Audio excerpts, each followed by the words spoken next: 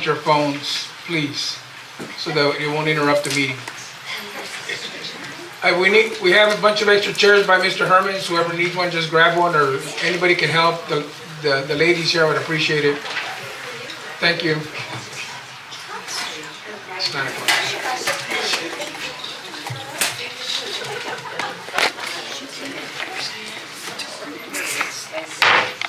It's 9 o'clock on June 24th, and we're calling to order the Board of Directors meeting.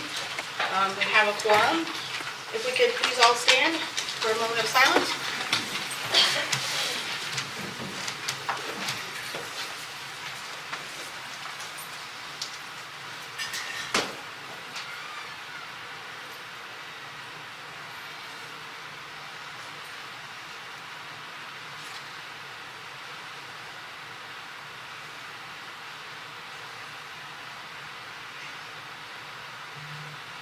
For the pledge. I pledge allegiance to the flag of the United States of America and to the republic for which it stands, one nation, under God, indivisible, with liberty and justice for all. The Texas pledge. Honor the Texas flag. I pledge allegiance to thee, Texas, one state, under God, one indivisible. I know how to say the first line.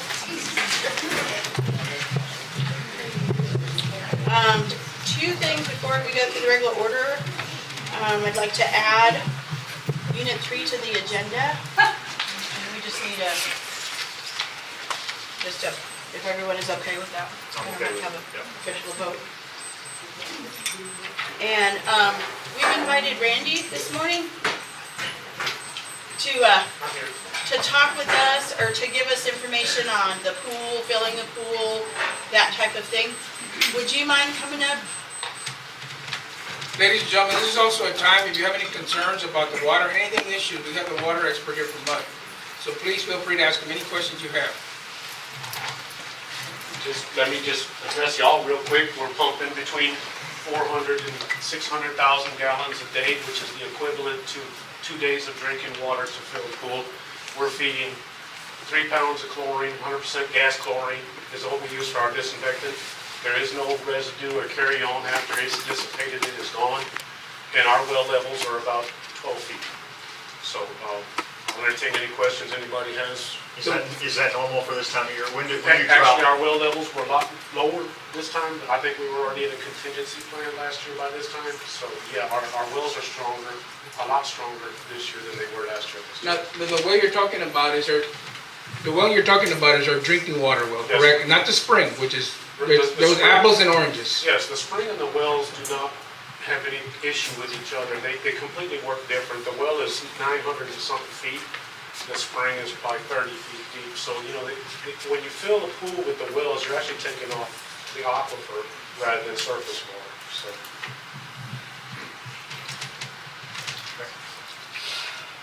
Ladies and gentlemen, y'all have any questions? Just one, could you repeat the very last thing? We can't hear you. I'm sorry, I ma'am. can't. Okay. Maybe use the mic, Randy. I thought I had a big enough mouth, I didn't have to do that. Okay, I'll run through it again. We're pumping between 400 and 600,000 gallons a day, which is the equivalent of 2 days of drinking water is what it would take to fill the pool. We're feeding 3 pounds of chlorine a day, 100% gas chlorine. It's not a chloramine, it doesn't have any residue. Over time, the chlorine dissipates and it's gone. It's safe to spill into the creek. Our well levels are at about 12 to 13 feet. They're probably 10 or 11 feet higher than they were last year at this time. So MUD's wells will support the pool. And you said, can you repeat about the spring is at 30 feet? Yeah, the spring and the wells don't really have anything to do with each other because the spring is more of a surface water. The well's 900 feet deep. So when you pump water off the wells, it doesn't really make an impact off the spring as if you were pumping water off the spring into the pool. So the surface water effect by using the wells doesn't affect the spring, or not a direct impact anyway. Yes, ma'am. Do you know if the city of Brackett as well affects the spring? When they're doing bulk sales and stuff, maybe, but they haven't been doing it like a construction project like that in a while, but I believe so, when the solar farm thing was being constructed and stuff like that, yeah, it probably did have an impact on the spring, but I don't think they have a construction project going on like that right now. Yes, ma'am? So, this is Suzanne May. So going forward, like if you were to give us a forecast on our water supply, do you think the water supply is healthy and it's gonna last for 20, 50, I do. 100, 1,000 years? Or I believe the recreational water around here is probably going to see the same effects it's seen over the last few years. What this, basically the whole state needs is a flood. The reservoirs are down, everybody's going into contingency plans every summer. And I think until we get a decent flood, this is going to continue probably every summer until we get some really heavy rainfall. and our groundwater supply? Our wells Our are wells, our our wells are drinking system 900, is fine. regardless of how the surface water looks around here, our wells are not gonna go dry, I guarantee you. Yeah, Do we need to be restricting watering? not yet. Okay. Right now, we're at 12 feet, we go into a contingency plan at 25 feet. And actually, other than last year, I've been at MUD 24 years, last year is the first time we've ever rolled into our contingency plan. Other than last year, the deepest I'd seen our wells was 17 feet. Last year, they had gotten down to about 36 feet. But mind you, the pump set's at about 180 feet, so you're not gonna run out of drinking water. Well, Sir? How's the service lines throughout the fort, like your water supplies? I noticed you guys have been doing a lot of repairs throughout the fort. The ground is very unstable right now, so, yeah, there's a lot of shifting in the ground. Over the last 2 years, we've really had a lot of leaks. The good thing about it is, we've had kind of a high leak rate, so when the drought came along, water leaks started to, the ground here is very porous. So the surface, when they have leaks, they don't surface, they just go into the ground. But the last couple of years with the drought, yeah, a lot of our leaks have started surfacing and made it able for us to find them and fix them. Has it exceeded your budget, or has it been below your budget at least? Our Or maintenance, at least your maintenance contingency? MUD's budget is strong. Okay. Randy, we haven't decided yet, but we're all praying that it rains this week. If we need to purchase water this coming weekend, is that gonna be an issue for MUD? No, not at all. You have water to sell us, If it was gonna be an issue, I wouldn't do it, okay. so. So you do have water to sell us, it's coming for the 4th of July weekend? I believe MUD's wells will support the pool, yeah. Whether it be this weekend or even if it, I don't hope it rains before Labor Day, but I personally would like to see the pool open for the holidays. I know the fort has people come down here just for the holidays, and especially 4th of July. 4th of July is a big one. And John and I was talking yesterday, you say 2 or 3 days, I think we could probably get 6 or 7 out of it. If we get together and go about it right, there's ways we can make the water last longer. And I'd like to get Philip and see, how we can go about this. One idea I do have is the pump that pumps into the spillway to drain the pool. If we were to bust that flange and turn that thing to spill into the pool, I'm sorry, can everybody hear me? If we were to bust that flange and turn that thing so it would spill into the pool, then we could use like a regular home pool shock, HTH chlorine and stuff like that. And we can monitor it, so when it comes time to drain the pool, we can make sure that the chlorine is completely dissipated and whatnot before we drain the pool. So you're talking about recirculating? Yes, ma'am. I'm talking about doing some, like your home pool, shock, HTH chlorine and stuff like that. And maybe a couple portable pumps just to circulate the water. And I would like to do that like in the evenings and at night and stuff when nobody's in the pool. I'm glad that you brought that up. Have any of us on this board at any time, because a lot of that's kind of the first time I've heard you say some of that stuff. Nobody else would have it. Have we coerced or asked you to, or convinced or persuaded, or any other word you could use, any of the ideas that you just said? No, that strictly off me and my coworker.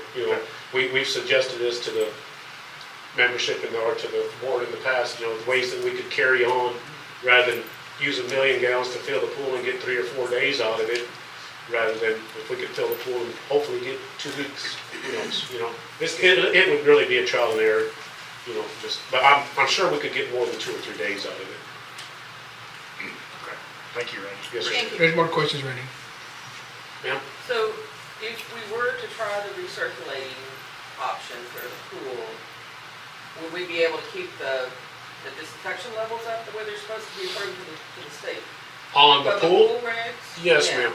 Yes, ma'am. I believe so. I have a pool at home, 4 foot by 18 foot. I change the water in my pool twice a year. So, if we looked at it like a pool in your backyard and treated it like a pool in your backyard, then I think we could get a longer span of time out of the use of it. So my concern is then we become a public pool meeting the regulations of a public pool. Well, I don't think we're gonna try to keep it open long enough to be a public pool. I'm just saying we can get more than 3 or 4 days. We could probably get a week, maybe 2 weeks, just to make it worth the 1 million gallons that we're putting in the pool. We conserve. Sir, What has been the reason why we had converted that way? I can answer that. I don't have that answer. Because of irrigation. Okay, so every single company that I've called has said, are you open to us putting in plumbing in the pool? And of course, the answer is absolutely not, right? It's a historical pool. We can't go punching holes in the ground and disturbing everything and putting all this stuff in there. Anything has to be external and portable, which means that it would have to sit on the bank of the pool, run in the pool, and pipes would have to go, each way and whatever, circulate and filter all the water. So it's not, that's why it's been a challenge to get somebody to come, to commit to going, yeah, we'll give you a bid to making it like a swimming pool in a portable fashion because of that. And because of the lack of knowledge, I think, of outside of maybe an engineering firm to develop something that's atypical to a standard swimming pool. It's 100% possible, it's just atypical. Have you had an engineer come out and actually? No, we have not.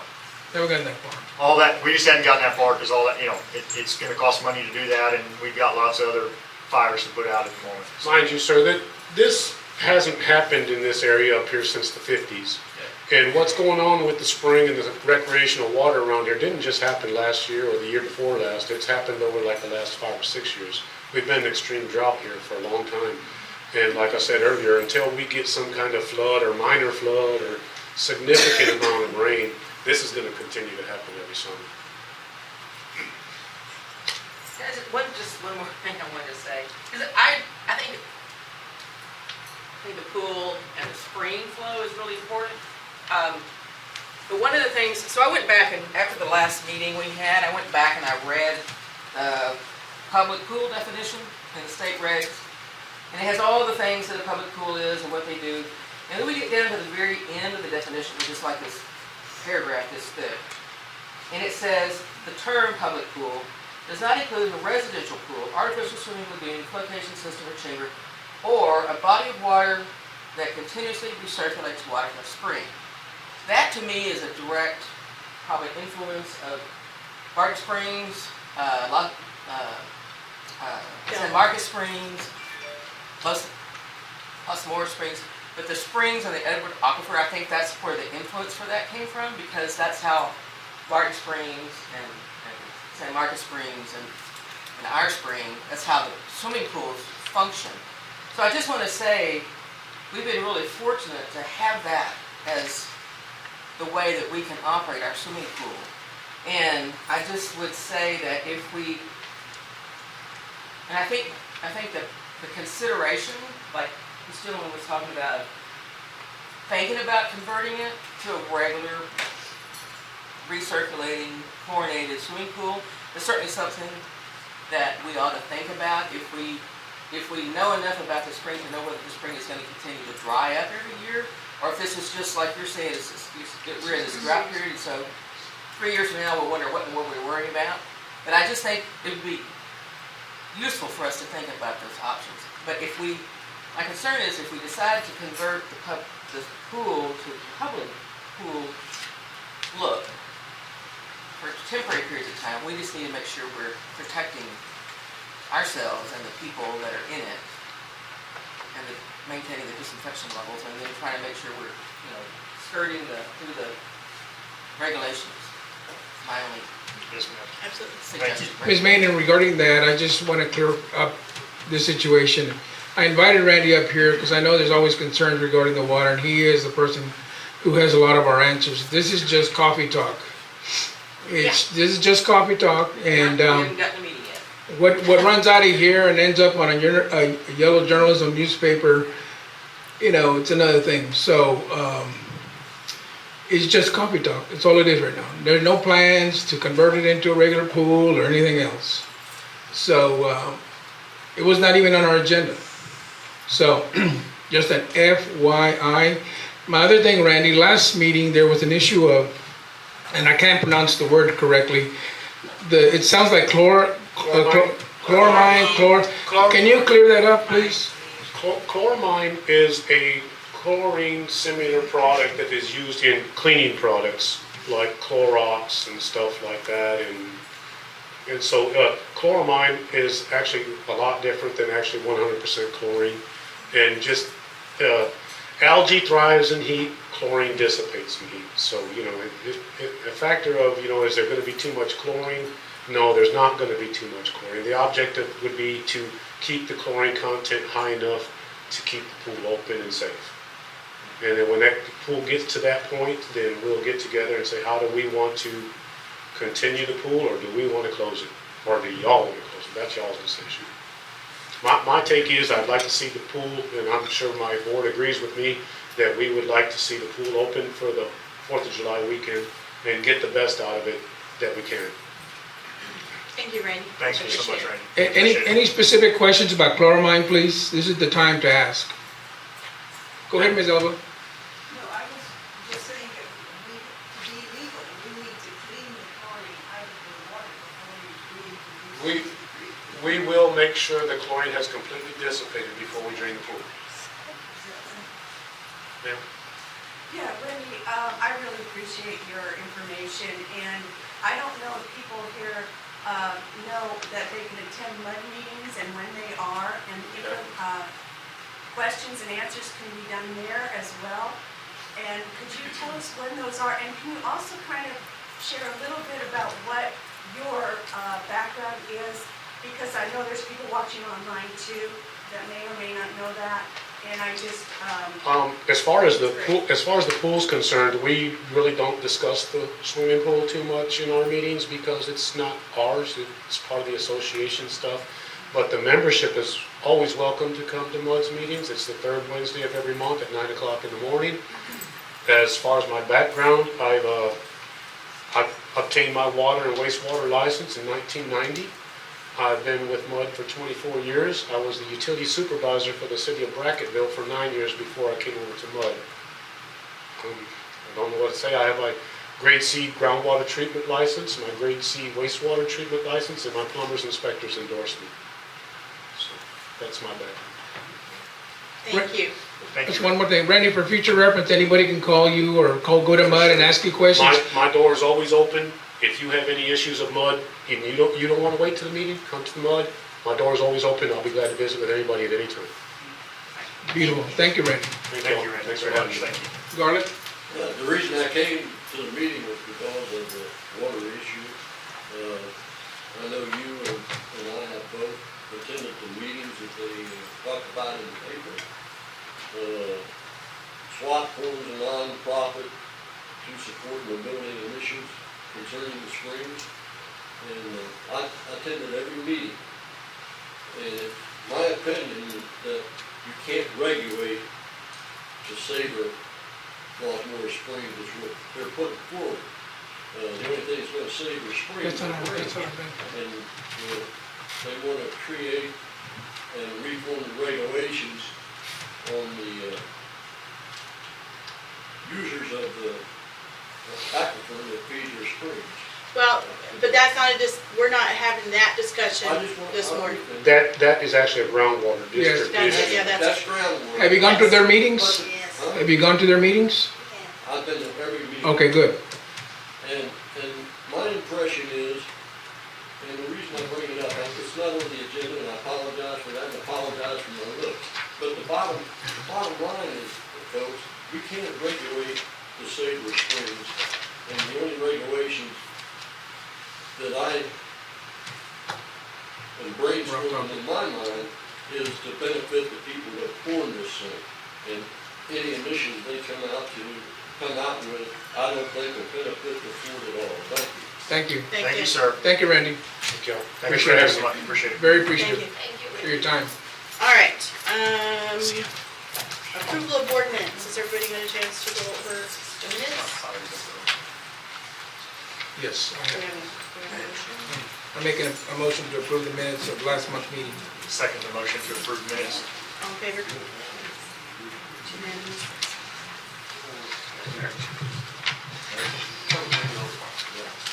All right, we have no correspondence, so no secretary's report. Treasurer's report.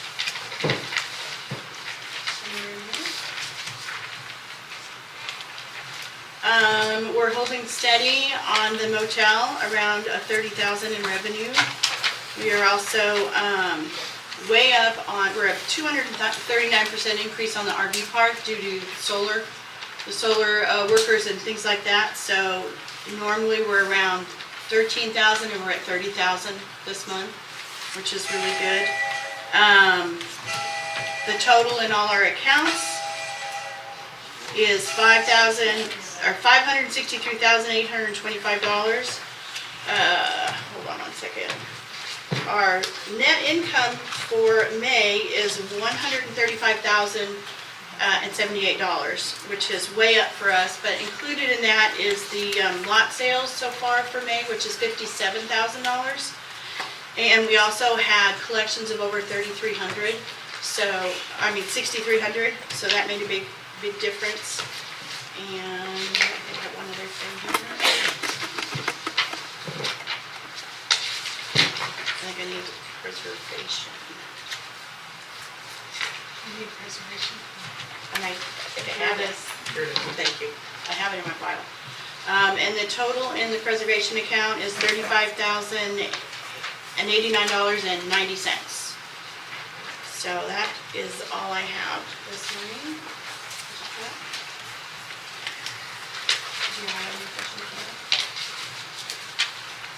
All right, since we are, of course, without a GM, we're just going to have a quick report from the board of, what's been happening in the past month. Let me start. John's going to talk a little bit about the golf course superintendent. Okay, Julie and I got together and interviewed 5 people yesterday for golf course superintendent, and I think we both feel the same. It's very enlightening, and no decisions have been made, but we will discuss today amongst all of us in executive session all the candidates and all the notes that Julie and I both made, and try to come to a decision. Thank you. I have an update on the audit. I think we're ready to go. It's just a matter of signing a contract to have the audit done for 2022, and a discussion on whether we do 22 and 23 at the same time. Let's see, and Julie has an announcement to make. Everybody hold your hat down. Hold your hat. Drum rolls, please.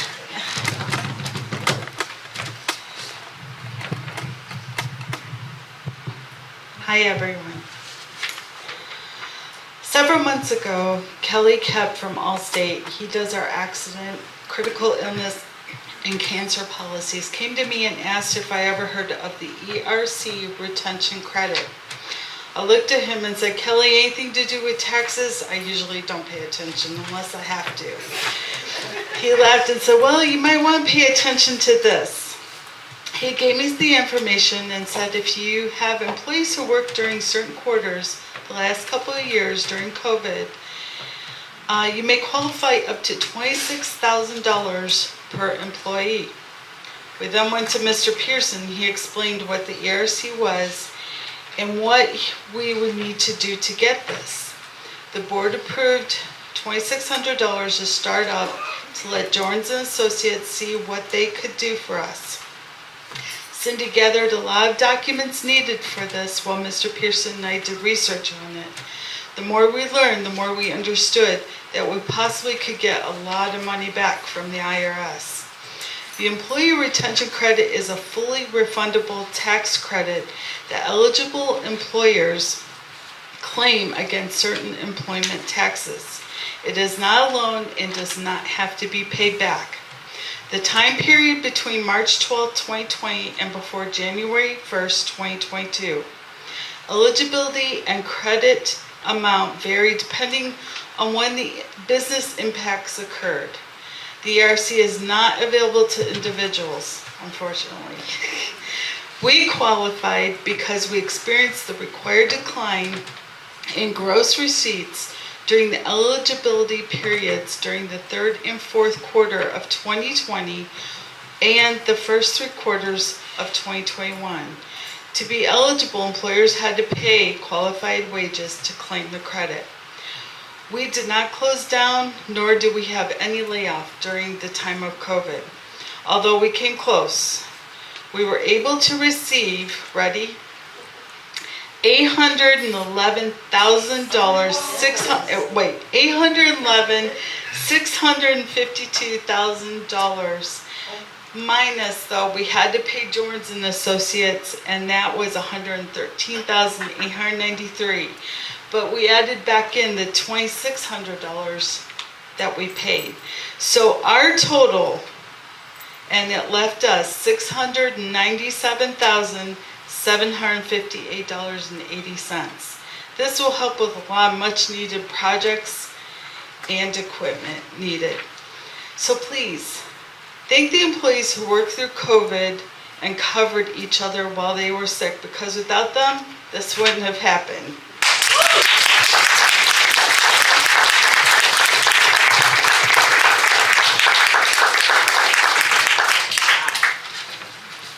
Right? So obviously, there's going to be a lot of discussion going on as to those funds. So stay tuned. Let's see. As you know, we have a second board vacancy, and a dispatch was put out. That position is 8 months. It goes until this next election, and people have until July 10th to submit. So we encourage anybody that is considering. This is a good time to see if being a board member is a fit, because it's 8 months, not 3 years. So it could be a trial run. So anybody, that would be interested, please submit your name. Do you want to talk about the bailiff? Okay, they won't be part of her composition, or just add to it. Okay. This week, I'm not sure if y'all paid attention to Fort Clark lot owners, but because of Helena McBride and her hard work, we finally got the baler. It's now installed, ready to go inside the recycle center. The investment, Helena, correct me if I'm wrong, was probably close to $15,000. Most of that was covered by a grant and some other monies, and the Ford invested, I believe, $1,000 total for the electrical system. Is that correct, Helena? No. Okay. Close. Am I close? No. Well, Well, when you give your report, you can correct it. Yeah. Either way, we have a baler, Yeah. and now we're fast and furious to get a cover over there for the stuff that we're going to bale. And I sure would encourage everyone to participate in the recycle. People say, well, I don't collect enough. A single person can collect a lot with just aluminum cans and plastic, and you can bring it once a month. In my household, it's once a week I take it to the recycle center. So I would encourage everyone to participate in that. And one person is solely responsible pretty much for that whole thing happening, and that's Helena McBride. On her time, volunteer, she has showed having a lot of power and not being on this board. Thank you, Helena.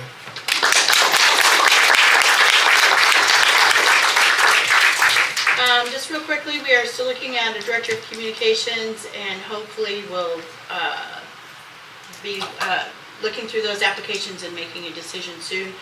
The GM search is still on. It's out on the major job sites, newspapers, and that type of thing. So we've cast a wide net to see what we can find. Two other things real quick. The Arbor, thanks to Linda O'Brien and Jacqueline, they, in this heat, have had the energy to, I don't know if anybody noticed that the tile has been done. Linda coordinated that, and they're working on we won't be finished till October, but they're working on getting a lot done before the 4th of July in the Arbor to get it spruced up. So just to let people know what's going on. And then just a quick thing on the division? Yesterday, we had a meeting with all the managers so that we can kind of grasp any of the problems and move forward. And Matt brought up a really interesting question, which kind of prompts us to talk about the Vision Traction Organizer, which was it's basically just a structural goal sheet in order to have goals for employees and upper management at the port moving forward over the next 5 years. And I think actually 10 years. But, Matt brought up a good point. He's like, hey, how do we execute this without a general manager? And so we thought maybe it'd be important to tell y'all, bring some of that to light, in that when we created that, it was created with the entire board and Mr. Peterson. And while we would love to achieve 100% of that, and we might be able to, we weren't met with a lot of disagreement with all of the manager team yesterday, but we just want to let everybody know that this is our top priority to move forward with these items and to try to achieve this for the fort. And we're hoping that the appointment of more board members and obviously a GM we will continue to move forward with the Traction Vision Organizer. And I asked specifically, a lot of these people in the management team have been here for over 20 years. And I specifically asked them, in the last 20 years, has any board ever built any structural goals for the fort? And unequivocally their answer was no. So it's very important to us. I think it's very important to every board member, including the two that have resigned. And I believe it was very important to Mr. Peterson. And so we want to continue that and try to be able to pass something down to the next board that they can follow. And we will try to meet it to the highest percentage that we possibly can. And is it available, Julie, if people want to come by and pick it up, or has it been on dispatch? It's been on dispatch, Okay. but I can have some extra copies of it at the front on Monday. Okay, awesome. Thank you. All right, committee reports. Airport, no report from airport. Architecture. Since your last meeting, we have approved 5 permits, reviewed several repair notifications, and sent out more violation letters and second letters. We have visited with some people who received violation letters and helped them resolve their issues. Hold it, stop please. We got some music going on. Richard Moore has been nominated as vice president, replacing Mallory Ratliff, and we hope to have a quorum this week so we can vote on this nomination. We are working on a variance request that will be presented next month.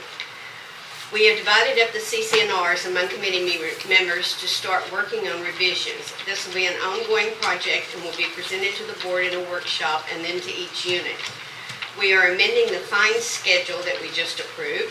We discovered we can make each level of violation 30 days rather than 45 days. And so we're making that change. We'll make the amendment and file it with the courthouse after 2 readings and a vote. We still need people to come on the committee and help us out. We meet every Tuesday at 5 p.m. in the boardroom, and we would love to have you come observe our meetings and see if you would be interested in joining us. Thank you. Golf. Okay, it's a short one. The golf course committee donated $600 for machine parts. The golf course committee also assisted with the BYSCO, which is Barkerville Youth Sports Civic Organization, which was held on June 10th. Katie Brown.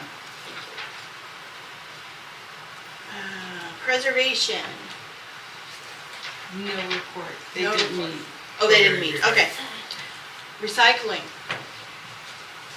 Now you can correct me. All right, well, here's the good news. We shipped in mid-May 48 boxes and 7 bales of plastic. So it takes Keep Texas Recycling 2 months to send us a check. So I'm expecting that pretty soon. So that's a good thing.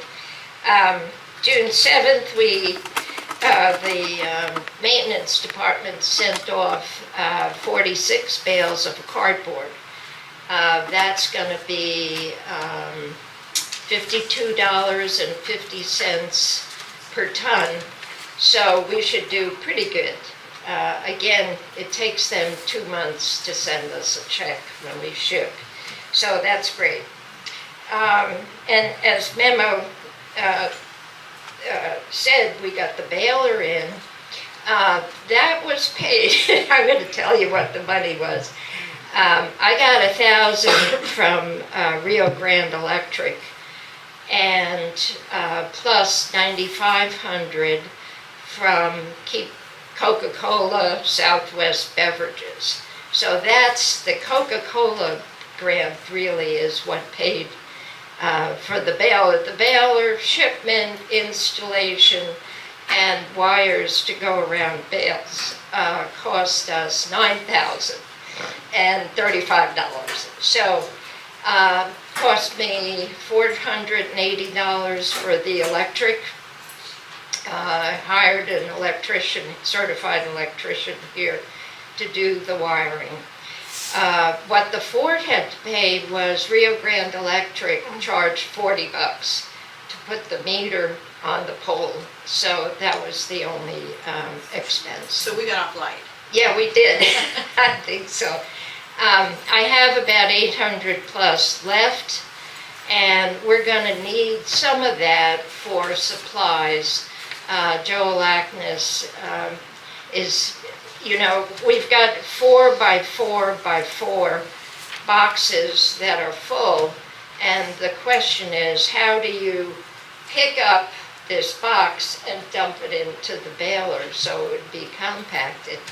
So Joe is going to buy some lumber and make some kind of a box with a chute to be able to take the forklift and dump it in. But that's an issue we're trying to figure out, but that's what Joe came up with. So we'll need some of that money for lumber and whatnot. And by the way, all of this has been tax-free, thanks to Community Council. So that's fabulous, because I use the 501c3 IRS to be able to do that. So I give the money to Community Council, and they write a check so that I could hand it off to when we buy stuff. So let's see, what else? The next question is, what are we going to do with the bales once we build them? If it's paper, the maintenance people are still going to do the cardboard bales. We're going to do the plastic and everything else that we could do. And so you don't want to get the bales wet, especially if it's paper. We do collect office paper. And so we need some kind of a covering for the bales. So that's the next issue. We looked up a couple of options. Prior to this thought, I spoke with Mr. Peterson. He didn't like the idea of a storage container. So we were looking at the internet for buildings, and the cheapest one we could find was $16,000. The other option that one of our men thought up was to attach it to the recycle center and buy roofing and metal sides, and that cost about $5,000, but we'd have to build it ourselves. Ask for volunteers, et cetera, et cetera. So that's kind of where we are. And we hope the board can help us out with that problem. I also, from 2016 to 2022, I just provided the board here with numbers, and our profit over those 5 years was $21,000. So that was, given that we gave all of that to the general fund, we're thinking that the board is going to help us build something so we can cover those bills. So, We will figure out something, yes. yes, I know you will. I'm Well, and happy. this also, it really benefits the landfill too, so it affects Yes. everybody. The more Yeah. that we recycle, the less goes in the landfill. Thank you. Yeah, it's really true. I don't know how many people are living here this summer, but, we're sweating and we're working and we need more people to, to come and bring the, Thursday, 4 to 6, Saturday, 8:30 to noon, so. We collect number 1 and number 2 plastic, which is water bottles, pretty much.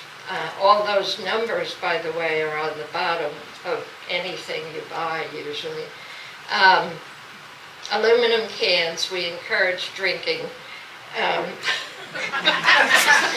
We do collect a lot Responsibly. of soda, but mainly we're looking, there's plenty of beer that's being drunk here. So that's aluminum. We also collect steel cans, like from vegetables. And number 2 plastic is usually the milk cartons. People use vinegar, so that's also. And detergent bottles, colored plastic of description. Mixed paper is what we get most of, which is unbelievable because we get zero money for it.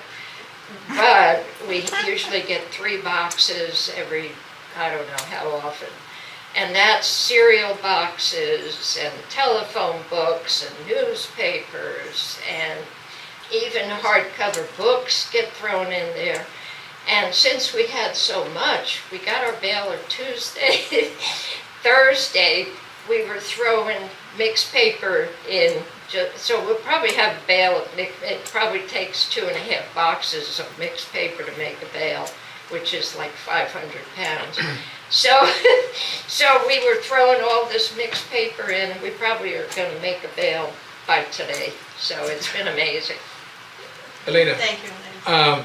a special thanks to Bob Boucher for helping us out, get the baler in, Joel Agnes, who coordinated a lot of the work, Dennis Knipper, who also helped us. Special thanks to Steve Woods, who brought his forklift from across the highway, brought it over here to unload the baler. That saved us about almost $500 or close to that. And Mr. John Williams, all recycle volunteers. They're doing an outstanding service to our community. Thanks to them. Yeah, and the other, I don't have a list right here, but, I guess I have probably 20 people Yeah. that work. The volunteer. But those are the people that help with the baler. Yeah. And then, Helena, just to clarify here, so everybody knows, I didn't know this, since 2016, there's been almost 600,000 pounds of recyclable material kept out of the landfill. And so that's a lot more than $21,000. That's awesome. Thank you, Helena. Thank you. Thank you.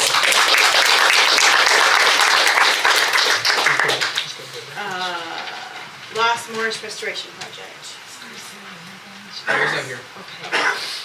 All right, this is from Chris Hale. We are nearing completion of a number of different projects, most importantly, repair of the planter boxes and rebuild of the bathrooms, which are now handicap accessible for the first time ever.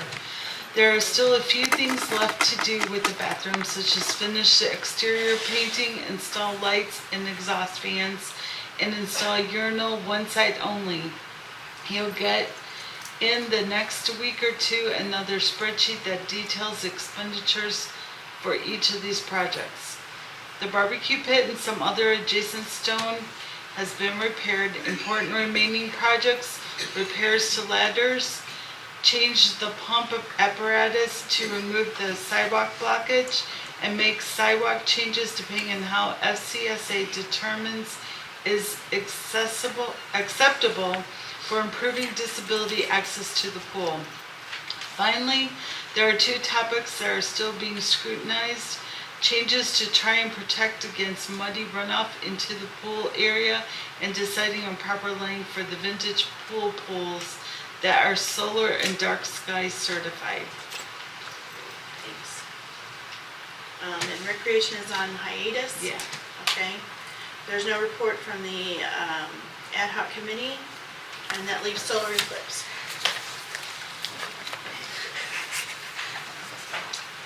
On June 22nd, we had our first committee meeting attended by 11 people and presented where we are at this time. We have met with the school superintendent and agreed to have Bob Bowley, an astronomer friend of mine, present 3 preparatory sessions to 3 different age groups on the morning of the eclipse to prepare the kids for what they can expect to have happen to the atmosphere and what they need to look for. He will also be making a presentation for people on the fort on Sunday afternoon. We also ordered eclipse glasses for the students and staff of Brackett ISD and will be reimbursed by the school district. And we've ordered glasses to be sold on Fort grounds.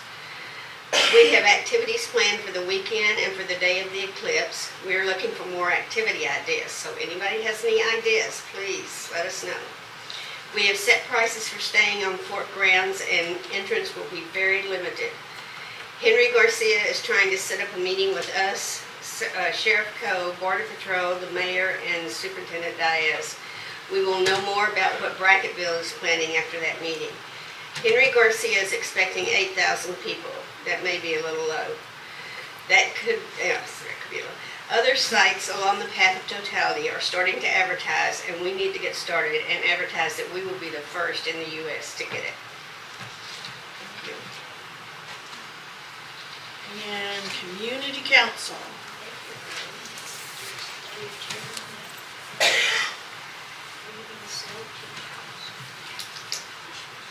Good morning. Good morning.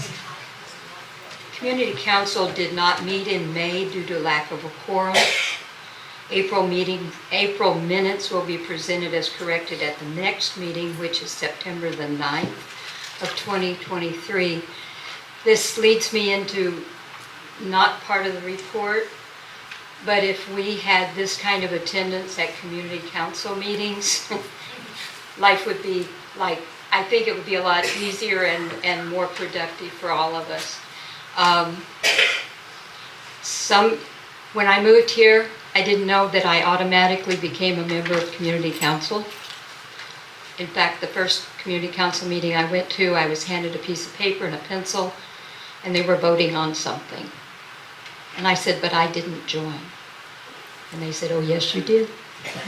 So I see community council as an adjunct to the board of directors. That we're partners in what's happening. And I don't know, it just feels like over the last few years it's become at times adversarial. And I'm hoping that that can change, like now. Done. I think it has been changing. Our unfinished business for community council, we are waiting for the board response to our request for a memorandum of understanding regarding Fort Clark Days, which was presented to the board at the May board meeting. So we're waiting for that. Bathroom repairs in the commissary building. We are waiting for the hiring of a new GM who will hopefully coordinate maintenance personnel and volunteers. We have everything we need. We have the volunteers, we have the money. We're just waiting to be able to put that together. We did form the Eclipse 2024 committee, which was approved by unanimous vote. The committee will be co-chaired by Francis and Christina Bitters, and we had our initial meeting June the 21st. This committee will also be facilitating events for the November 14th, 2023 eclipse. 2024 is their primary, but 2023 gives us a chance to try out some of the ideas. And really for the fort, I don't know that Rock Springs has a lot of housing. They have some motels. We have a few. But I don't know where people are going to I don't know where people will stay to participate in the 2024. So Community Council, by way of this report, submits a formal request that the Fort Clark Springs Board of Directors address and facilitate striping of Fort roads, including but not limited to Fort Clark and Scales Road. This issue needs immediate attention. There have been many discussions regarding the entities having jurisdiction over Fort roads. However, the members are quite frankly tired of discussions and want the safety and well-being of members and guests to be a priority. Stripes are not barriers and cannot restrain a vehicle, but at least the driver will know where they're supposed to be driving. Please don't wait until someone is killed or seriously injured to fix this ongoing problem. Part of the discussion is who owns the roads and who can do this, and we're just appealing to you to Result. let this come to fruition as soon as possible. Thank you. Barbara, real quick, a big thank you for Community Council purchasing the new theater seating. Thank you. That is a huge, big win. I can, We're gonna have an adjunct to the Okay, community, but it's all really Christina and a bunch of volunteers, so I think this might be the first public announcement of what happened. oh, okay. Anything else? No. That's it. Thank you, ma'am. I guess I can get up and Just clarify a few. just real quick. I'll do the Fort Clark days and everything. The theater seat purchase was actually not just community council. The Old Prairie Society and Okay. Historical all went in together. So we have to thank everybody for jumping on it. It was a very quick deal, and I don't know how we made it happen, but we did. And thank Gracie you, thank you. Spines gave a Yes, we got an Huge deal. amazing deal. We had so much volunteer help getting them here. I've never seen something come together so quickly and so well. So now we do have historical, correct seating to put back into the theater when we have a grand plan, but it's currently in the commissary. It needs some work for any volunteers that want to clean some seats. We will gladly take your help. So after that, the Eclipse Committee, just to clarify, the board had already approved forming. Community Council generously took us under their umbrella. So now we can operate under their 501c, and they gave us startup money. So thank you, Community Council. Fort Clark Days, planning is going along great. We don't start meeting again yet, but we are still looking for a food chair for anybody. We've had interest, but if anybody wants to commit, we still need you. And we applied for an AEP Foundation grant for $5,000, so hopefully I can be here 45 days to wait patiently for that. So those are my updates. Fantastic. Thank you so much. All right. Courtyard? Did I forget that? Oh, no, the email, okay. So now we go to the email votes. We had an email vote on the courtyard here to get the tile installed. They're in the process of buying like a solar floating fountain. It's in there. Was it in there? That's the fountain, that's the fountain that's functioning, it is the new one. Oh, I didn't look when I came in. Yes. Sorry. We'll also be painting the metal furniture. I don't know if all the flowers are planted all together yet. Fairy lights, which haven't been ordered yet.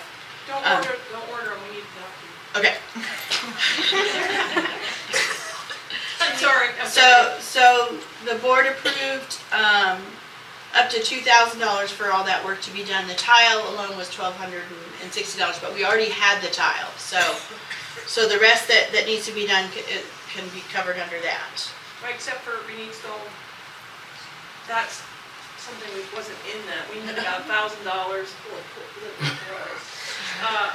for gravel and yeah, and maybe we have the paper, Jacqueline, that goes underneath the gravel. We were. But we're trying to grab it from everywhere we can find it. So, and I don't know exactly what that gravel's gonna cost, but $1,000 was floated. It might be $1,500, but you'll be the first to know. How many square feet are you talking about?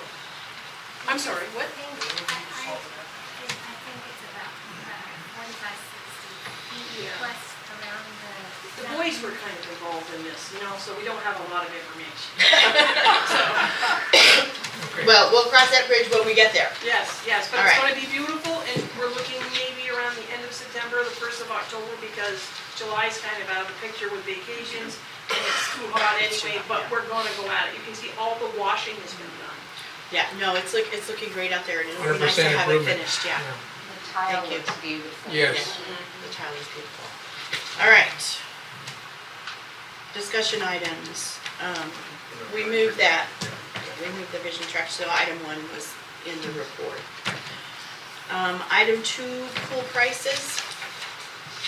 I know we're a little late on that.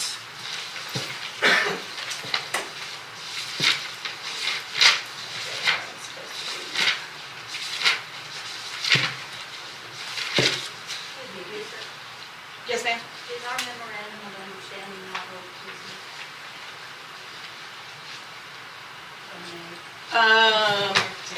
We need further discussion. Well, I don't know if it was it on the agenda last month or just given to us? Okay. So, It's not a discussion item.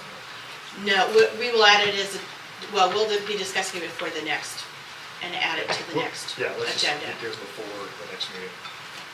Thank you. Can I just add one more quickie? If anybody wants Mexican petunias, there's a whole bunch of them out here. Dig them up soon, because they're gonna go bye-bye. But there are some nice plants out there, so help yourself. We're losing the Mexican petunia. Well, you can find another place. Could they be transplanted to the planter boxes at the pool? Yep. That's what, they were doing that, so it would be nice if they were all down there. Well, Awesome, yeah. we just need to get them out of here. Okay. Okay. All right, for the pool, our current prices are, member guests, Kenny County residents, RV park guests, tent camping, motel, 13 and up, $5, 12 and under, $3. Member grandkids, 17 and under, $2, non-residents and non-Kenny County, $7 for 13 and up, and 12 and under for $5. We're looking at a couple of different options or variations. One would be 13 and up, $5 for member guests, RV park guests, tent, motel, not Kenny County, 13 and up, $5, 12 and under, $3. Member grandkids, 17 and under, $2. Kenny County residents, $7 for 13 and up, 12 and under, $5. Non-residents, 13 and up, $10, 12 and under, $7. Or we could go with something lower or less. It's a lot of different age groups to try to keep track of. We could say for member guest, RV park guest, tent camping, motel, all ages 5 or 3. Children under 3 free. Member and grandkids 17 and under 3. Children under 3 free. Kenny County residents, all ages $7 or $5, depending on what we decide. Children under 3 free. Non-residents $10 or $7 depending. Children under 3 free. And so, discussion. I think we should help out the membership a little bit and get it down to $3 and $2 for the grandkids as well. Bring that price down. I'm concerned that the staff is gonna feel like they have to be a Philadelphia lawyer to figure all this out when they roll up. Right. That's my concern. That's where they are right now. Yeah. And I, for me personally, I believe that as a member, a lot owner or an FRM, there should be a bigger discount than for somebody coming off the street. So, and it's not against bracket or anything else, but as a member of the Ford, that should be less than somebody that comes in from Kenny County, which is why we, like to break that out just by a couple dollars. I mean, it is our pool, and so that was one of the suggestions.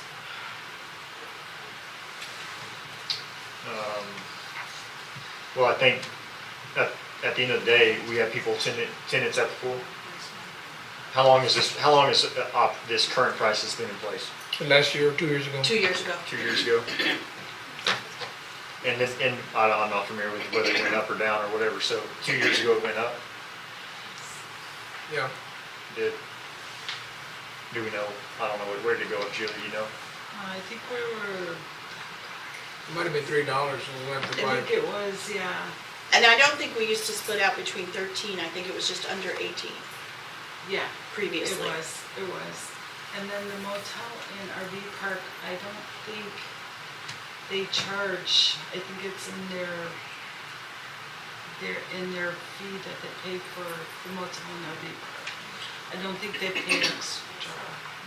Okay, and that was because that was the list that Sherry gave me, that they were charging them. Nathan, RV park, they don't charge for the pool, right?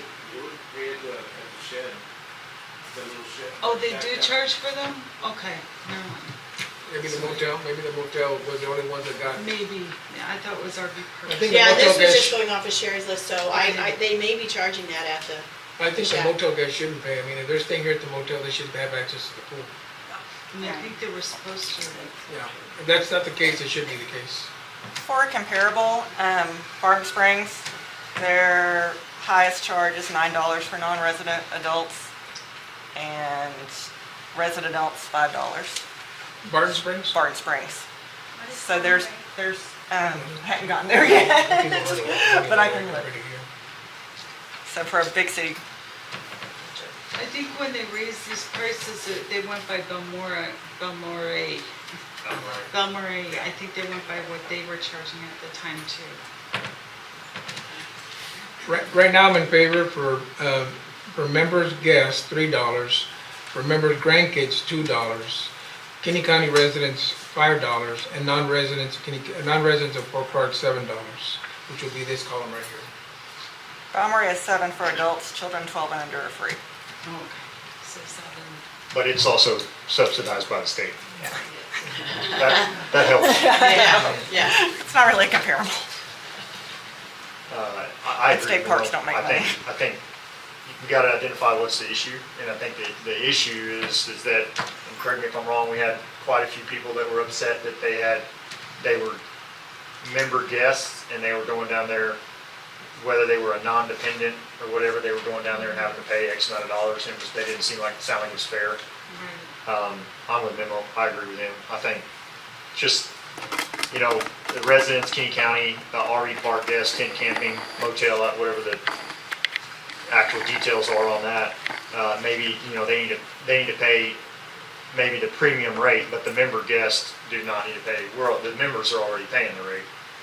So don't make them pay a premium rate that, $2 or $3 sounds fair. I mean, you can't even get a soda for $2 anymore, so.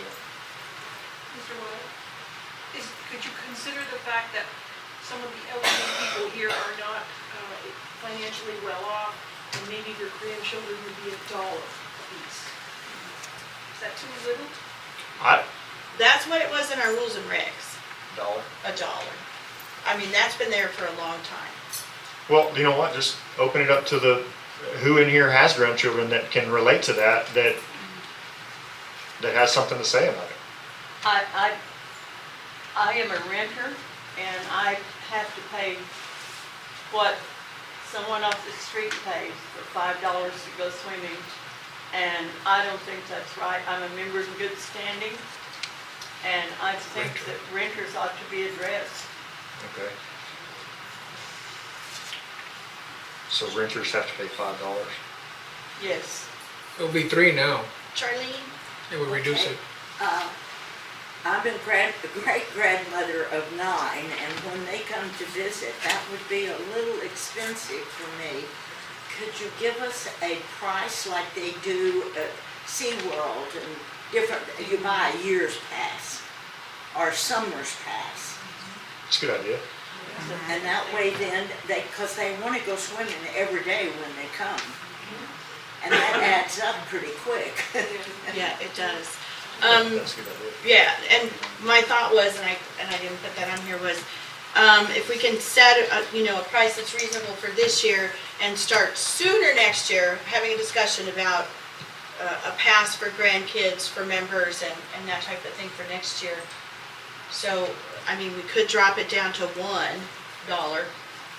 Well, I think it's important to note that we had 985 people last time, and I think it only generated $1,435 if my mind is That's correct. correct. And, I mean, we're not talking about a lot of money here, you know. And I think it's also important to note that kind of what you're saying about having 9 grandchildren, I think it gets lost a little bit in this community that we're up here trying to make a lot of money for the 4, and while that's exactly true to a certain extent, all of the money that gets generated up here is supposed to go into the membership, okay? So we're already paying for the amenities to be here. That's in our doctrine, okay? It's in our original articles of incorporation. It is already supposed to go back into the membership. The idea that, for instance, we pay $600 to get water for the pool, well, that's already been paid.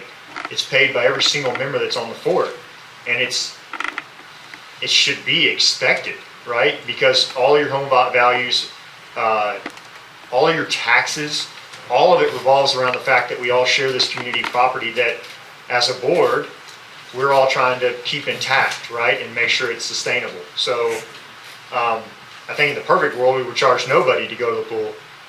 But I'm certainly for keeping it as low as possible within reason. I mean, I think it's got to be more just cover the tenants, you know, the people who are having to be down there. How do we try to compensate for that, you know, and kind of look at it through that lens instead of a lens of we need to make money off the pool, if that makes sense. Absolutely. Okay. So, and we didn't touch on the children 3 and under. Yeah, I have no problem that being free, absolutely. I mean, they probably don't even get in the water at 3 or under, really, you know? So. Could I ask you, They do. do we have any idea how many of these grandkids show up every summer? Because I'm thinking, don't even charge them, you know, I mean, how many grandkids are we talking about? I don't know if that's been tracked, so I don't think I could say. It'd be a lot simpler not to charge grandkids. What is the current usage of the pool for payers? Like- How many people are now currently paying? Do you have any statistics on that? Yeah, I'm sure you do. Because if we don't know how many are doing it, it may be. But we don't have it broken out by like grandchild, you know, prices like that. We do have it, if I can find it. By membership guests By membership guests. and non-residents. How many people currently are using the pool? For instance, Memorial Weekend. I asked the girls at the booth how many were coming, and they said they were very busy, but a teenager or whoever's working there may be a complete different attitude than what mine is. Well, Busy is. The pool is very underused. We exceeded 900 people during Memorial Day weekend. But on an average since then, because I was doing the numbers and I can't find my sheet last night, we're averaging about 100 a day if you average out the weekend. So it's less during the week and then more on the weekend, not including a holiday. So that's where. Are you counting like the wristbands? They could do that very easily to let you know.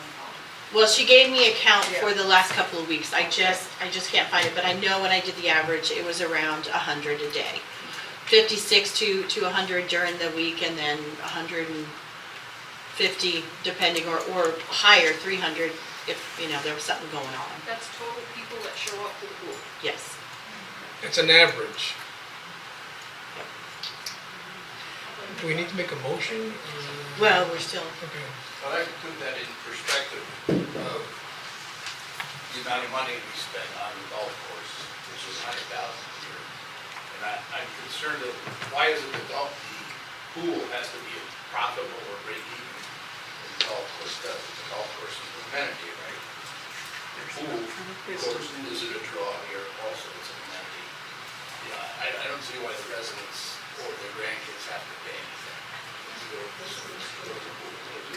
Well, the residents don't have to. It's they consider grandchildren, in our documents, grandchildren are considered guests. Yes. Because they're not part of the household. But we can change that, right? We can We can change the raise fee the drive schedule. rate. Yeah, and that's So we what we're raise it even discussing. lower. Yeah, When you Yep. say the residents, you mean the member residents, yes, not renters. yes. Well, and to be fair, In perspective, you know, I just want to put that in perspective, comparing the golf course to the pool. Both of them are amenities on draw people here to want to visit the pool, right? Yep. So why such a focus on the pool and no focus on the golf course? you mean just in revenue that costs to keep it going? I'm talking about the dollars. The fees. That the residents pour into each of these amenities. Sure. Keep in mind exactly what you're And, talking about. right, and to be, just so that everybody has all the data points, it's still, for a member to go play, I believe it's $25. So, I mean, a member can't play at the golf course for free. Right, but I, who don't play golf course, pay Sure. $125 a year so that you can play golf, you got your golf. Sure, right, I pay that. There's $100,000 there that the golf course is not covering. right. The pool is close to break even for making money. No. I'm not sure it It's ever not broke tracked even. that It would be way, hard to yeah. track It it would that be way hard to track because that. you've got all your maintenance, Yeah. your daily maintenance, then Mowing. you've got your weekly maintenance of draining the pool, cleaning, all that stuff. Is it losing $100,000? Well, probably depends. not. I think the course loses like, I believe it's 80. Obviously, we need to change that. Right, we go through all these various Right, calculations and justifications. But I think in terms of the dollar amounts that the grandkids are bringing in, I think you're talking about a de minimis amount. you're correct. Not even worth a discussion here. Uh, I have 3 grandkids, they've never been here, and I don't know if they'll ever come. So it's not, to me, it's not financially significant, but I don't think it's significant. I'm inclined to agree with you, yes.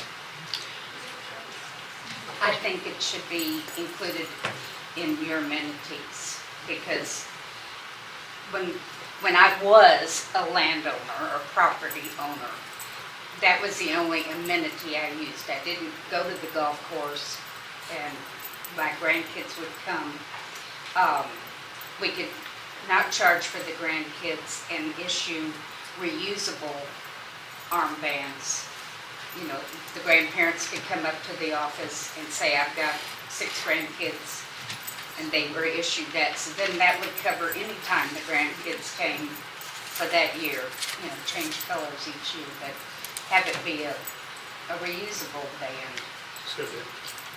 Yeah, got you. There is a question about, because there are people here that have grandkids that live in Brackett or, you know. But So I'm are we talking about out of No, I'm state talking coming about to stay? I'm talking about members. Well, there are members here that have grandkids in Bracketville. Doesn't matter. Yeah. That, I'm just Okay, asking to me, the it question. doesn't matter where my grandkids live, they're my grandkids.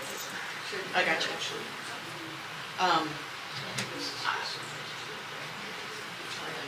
We're probably literally talking about such a small amount of money. We've already wasted that much time talking about it.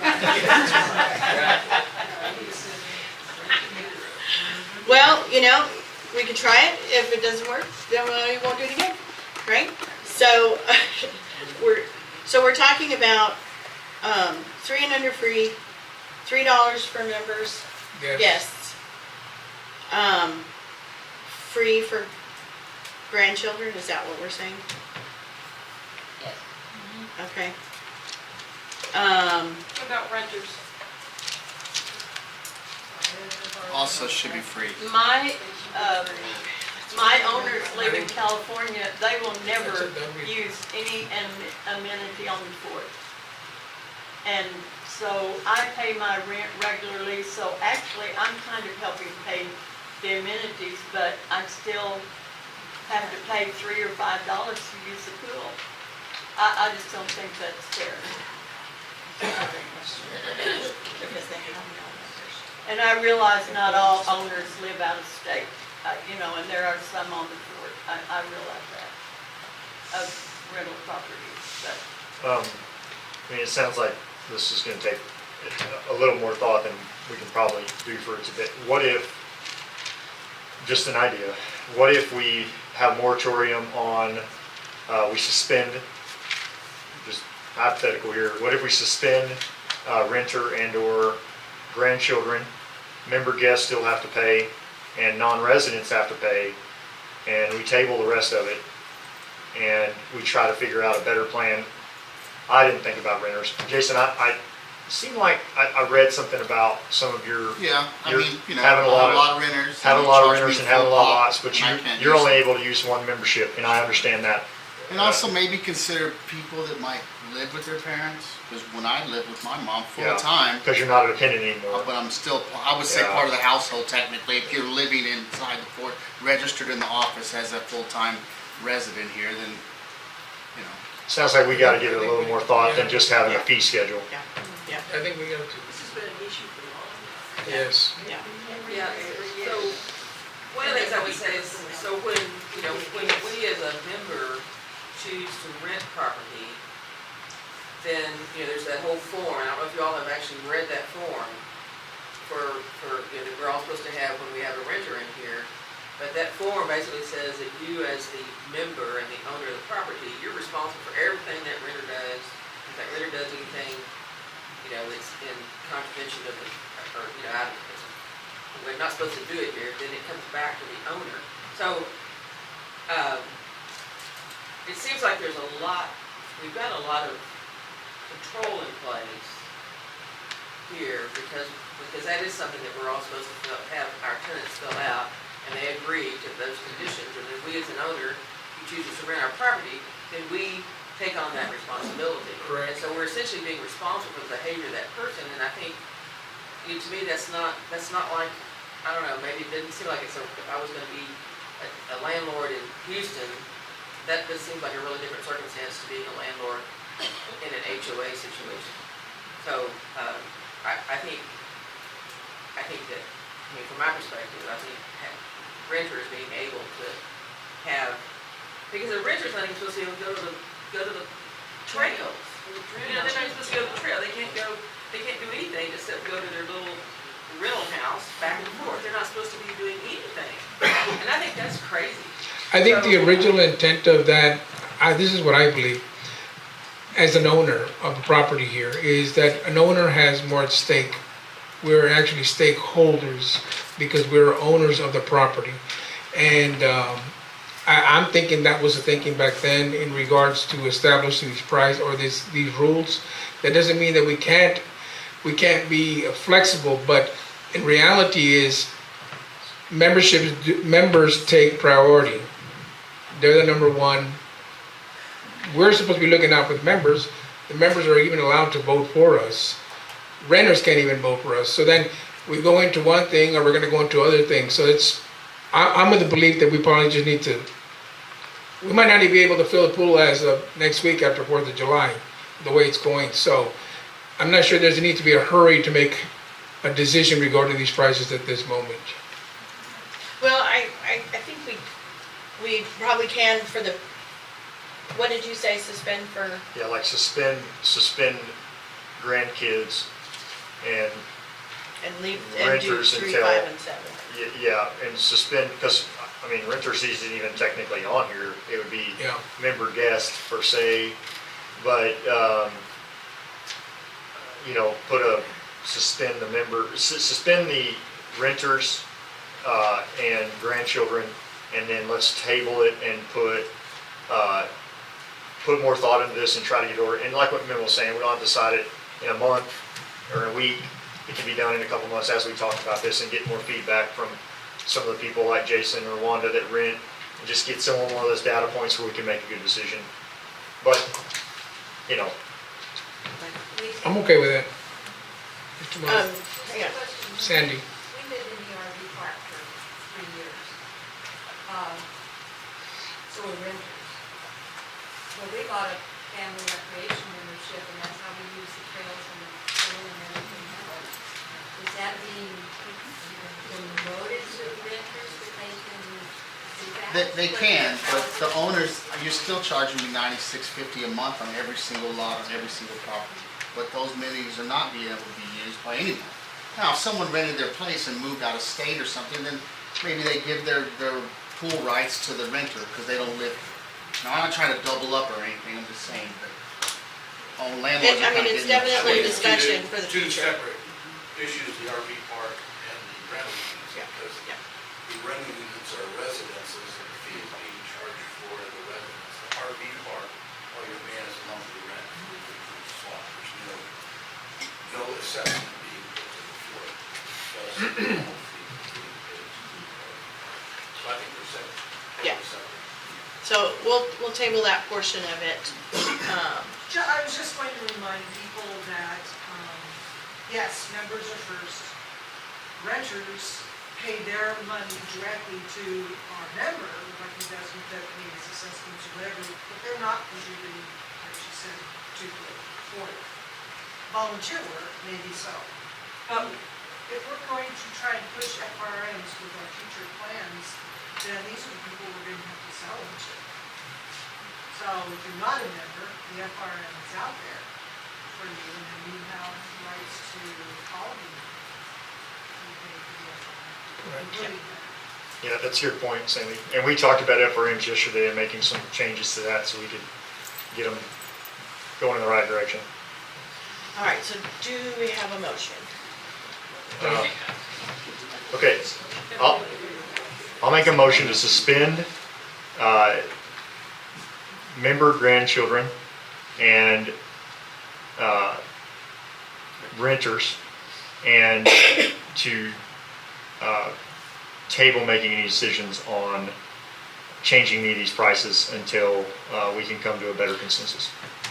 So are we gonna do this, or are we gonna put them like this? Cause see, it is, this one is 1200. Right, that's 13 and up, 12 and up, and then But if we go with this, so we have to. that's 75. So what is, this has gone up 2 and that's gone up 3 for non-residents from here, right? That's the same, this is canceled. No, this is. Oh, so that went up, If we do that, if it's either or. It's either this, because that's defined as ages. Good God, yeah, that's confusing. so if we do this, this is not. And then this one. Okay, all right, let me restate the motion. I will, what, Mel? He had a question. Yes, sir. Well, I had a comment. We started out talking about rental fee, or not rental fees, but pool fees, and kind of trying to solve a little piece here. And one of the comments that was just made that I support is that we need to probably do some more research and take a look at things like the FRMs. If we start excusing the renters now, we take away an incentive for them to look at an FRM, particularly if you adjust the fee schedule there. I would encourage the board to look at perhaps just taking care of the grandchildren and the initial fee schedule we talked about, and not try to solve the whole piece today. Well, and I don't necessarily disagree with that, but I think we got to remember that an FRM covers, we'll call it trails, golf course, pool. It covers every amenity. We're just talking about swimming. That might only be available for another, I mean, if we filled it for 4th of July and Labor Day, we'd be talking about, Labor Day or Memorial Day? Labor Day, we'd be talking about like 7 or 8 days total altogether. I mean, even if 100 people came each day, we'd be talking about $200 or $300 over the course of the next 2 or 3 months. Like it's just a small amount of money. I see what you're saying, Curtis. I get it. And I'm not saying you're wrong, but yeah, world peace is what we do, okay? Well, and we're just suspending it until we can do further research. It's Yeah. not like this is the way it's, okay.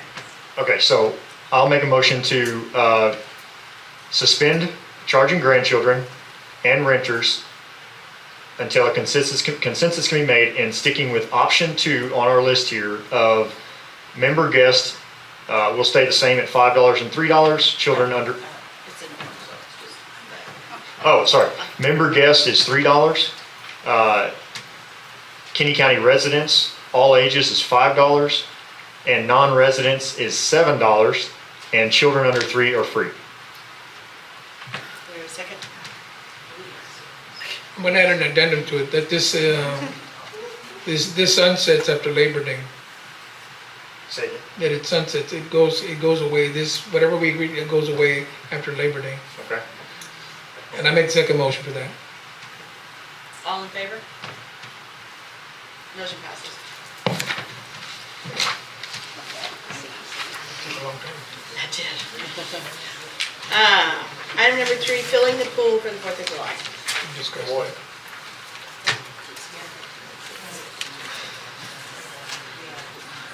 We've already had that. We've had a lot of that discussion. Is there any other part of the discussion? Yes, ma'am. So I went down to the pool on Friday with my family after a funeral, and nowhere did it say cash only, so I only had a credit card. I went to the shack and they didn't have a square, so I called Sherry to ask if the motel would take my credit card for $5. They wouldn't do it because they didn't have the necessary line item to fee it out. So I asked where an ATM machine was on property, whether it was at a bar or at a hotel. Don't have one. So then, after going back and forth, because my wallet's down there, I'm trying to figure out if anybody has cash. Meanwhile, there's like 30 people that have been there. I'm trying to find out the closest ATM starts. By then, I've already gone an hour and a half to try to figure this out. I just gave up. And didn't get to spend time with my family, which is also part of the tribe here, and it was Juneteenth weekend. And so that was kind of problematic. I mean, my family was disappointed the next morning they left. I was disappointed and deflated the fact that I couldn't be with my family. And there was no solution. I mean, the next day, the family came in for another funeral, and we could have doubled up then. I mean, there was no solution or what. All right, well, we'll definitely look into that process to see how we can fix that. I mean, if Go on, so, Paul. we should have some signage or tell people, cash or, because most people, to be honest, we don't carry cash. And let's be honest, here in McKinney County, the bank and stripes ATM is not always working. So we should minimally have square, especially at the guard shack, or some, at the hotel, should have a line item in direct, so that you can track that as well. We'll, like I said, we'll look into it, and I'm sure there's a solution that just hasn't, it just wasn't thought of. And I apologize that it was such a difficult. Thank you very much. Thank you. I mean, what do you, I guess, well, there are we going to do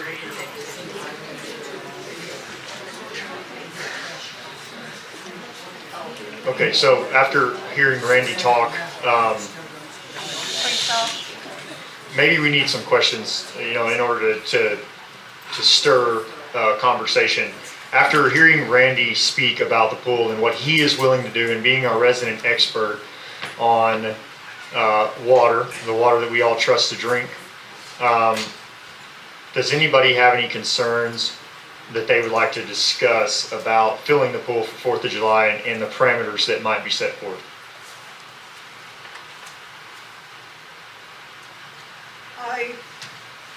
I am Leslie Jones, for the new people who are here, have been a resident for over 25 years.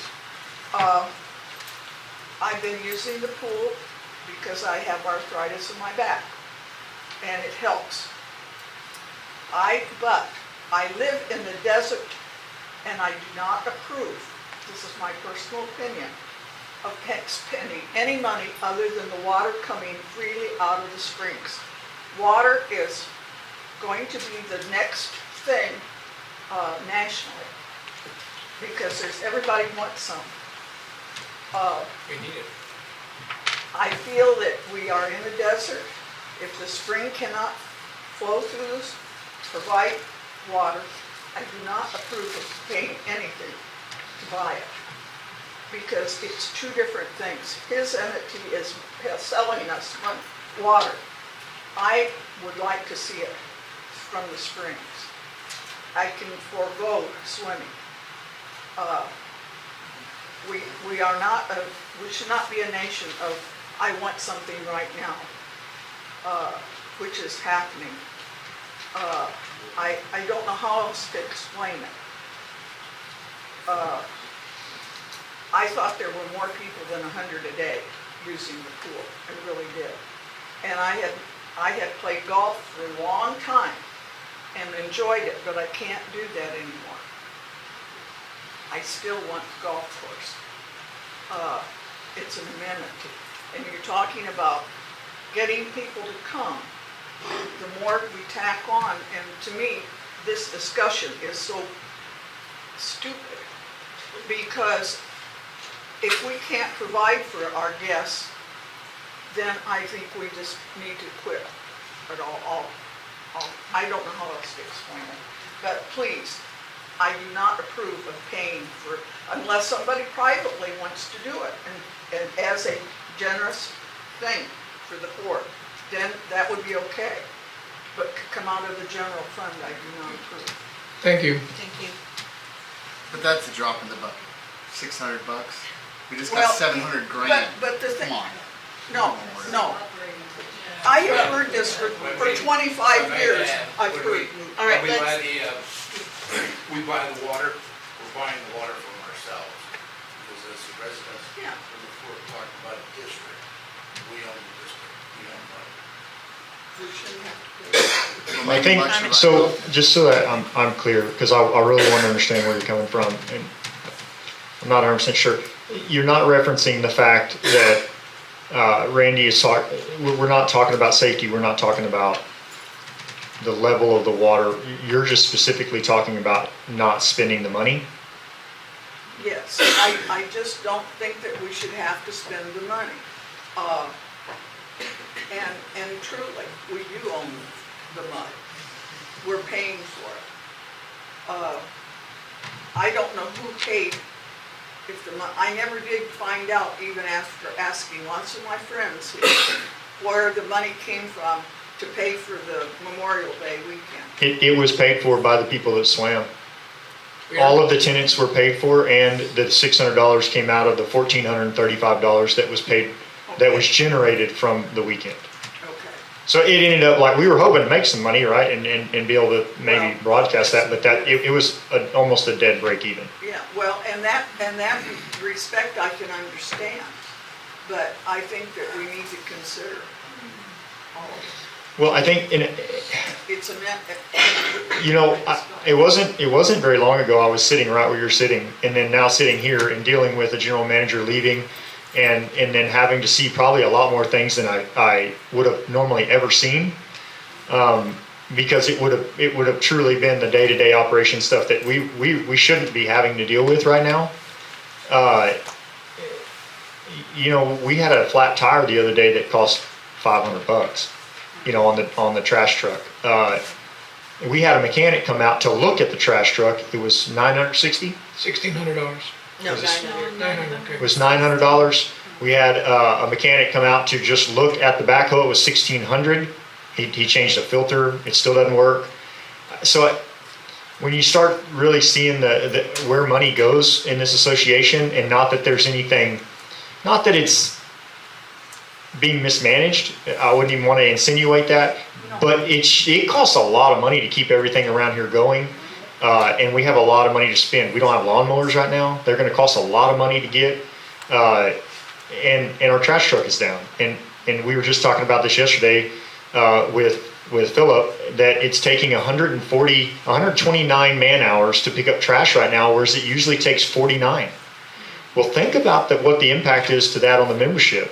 So to kind of echo what Jason is saying, spending $600 that potentially can be covered by the member, the guests that come here, non-resident, resident, whatever, the guests and people that use the use the pool, that it can be covered, and we'll just say that 70% of it's covered.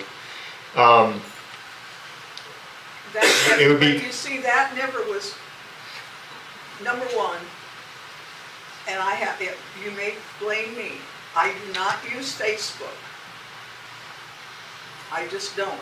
because everything I hear about it is always negative, and I'm not a negative person. I really am not. I'm not far from you. And so consequently, everybody thinks that I should know everything because of all of this Facebook stuff. We reported it in the last board meeting. That's where we released it. Well, and I apologize, it's my problem. During the winter time, I belong to Daughters of the American Revolution, and we happen to have our meetings on the same time that you have board meetings. So I can't attend, I can only come June, July, and August. I may only do this one, because I'm concerned about the pool. That's all I can say. Thank you. Does anybody else have any concerns or questions? Yes, ma'am. Have we thought about trying to negotiate with MUD? I haven't. MUD makes a lot of money on us as home residents buying water, blah, Well- blah, blah. I was going to comment to that. When it came up that we might have to buy, I asked Randy, because, I have expensive taste, so I look for a bargain all the time. And I think, I know Randy's not still here, but we do have a, wait, Steve. We do have a MUD. You can't run away now. He's a MUD board We do have member. a MUD board member. The way that I understood it, talking to Randy, is their fees had already been set for the year, including what the fort could potentially be charged to fill it. So there wasn't anything that could be done right now, but maybe if we go to the MUD meetings and before their fees are set for next year, now that this could be a continual issue, and try to work with them to come up with a plan for they do give us a crazy discount on what they charge us to fill it. Pennies on the dollar. But maybe they could give it to It's a us. circular cash flow. Yeah, It's and it, circular. So they take $600, and then next year they put it in their budget, so that lowers the charges, the fees they're gonna charge us. So it's just a circular flow. I know. But it might make It's not people that are expensive. concerned about the Well, $600. but let's not forget that also too, that Randy is the one that goes down there and does the work himself. And so it's not like, when you go turn the water on at your house, it's read off of your meter. So they are going out of their way to put the water in the pool. And then not once did we hear Randy stand up here and say that he was gonna charge us to monitor and chlorinate the pool or anything like that. He didn't say that. I'm just gonna assume, and of course we know what that could make me, but I'm gonna assume that he's gonna do that probably on a volunteer status because he's trying to make sure that there's water in the pool for the weekend, or for the holiday. It's just something we should take into consideration at some point, that this might be an annual thing now, coming, at least for the 3 big holidays, and how can we work it out with them so it works for I them? think if this becomes an annual thing, if this becomes what's day in and day out how it's gonna be, we have to find a permanent solution that can be mobile. We can remove it when it's necessary and put it back down there, put it down there when it's necessary and remove it when it's not. But not a discussion for today. Sorry. Yes, sir. So, it's my understanding, you're only gonna throw it up for the 4th of July and Labor Day, not any other time. You're gonna run dry. And my statement to the community here is, we have a water problem in Candy County. And we're trying to regulate it, and That's a get different subject. regulated, kind of like regulating the guns that the criminals have. The bottom line is, every time we buy 1 million gallons of water from their well that serves the household, we're using water that can't take a bath with or stuff like that. If this drop continues, we may not even be able to buy 1 million gallons of water from that. That's not what he said. No. Garland, that was, Let me call it to order, please. Randy said we're fine. Right now, I'm talking No, he about said in we're the fine future. into the future. No, no. Well, he said we're fine into the future. Steve, that's on the same. Steve? Okay, we're getting back to the $600. That's about half what it would normally cost. So, we can negotiate. I'm not saying that's why I was leaving, but that's kind of got me a little bit. But it's about half what it would normally cost. And as a member of the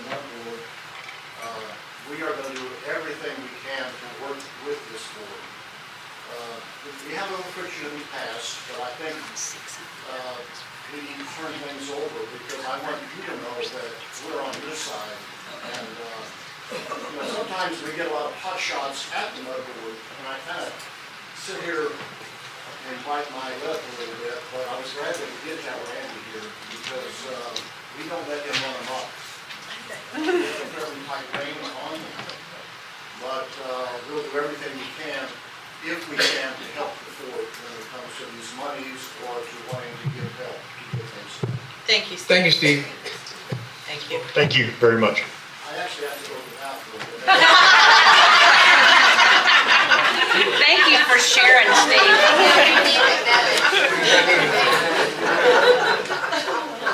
John, do you want to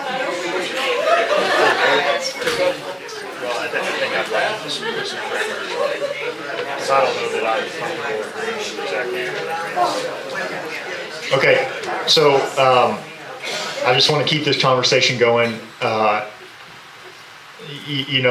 There's a lot of tension about this issue, and I want everybody to understand, show of hands, how many people in here use the pool regularly? So we're probably running about 30%, 35%. Okay, I haven't been to the pool. Memo, can you tell me, Christina, what would you say is more of your average age group, or, is it mostly kids? Is it mostly wife and kids? Who's using the pool right now?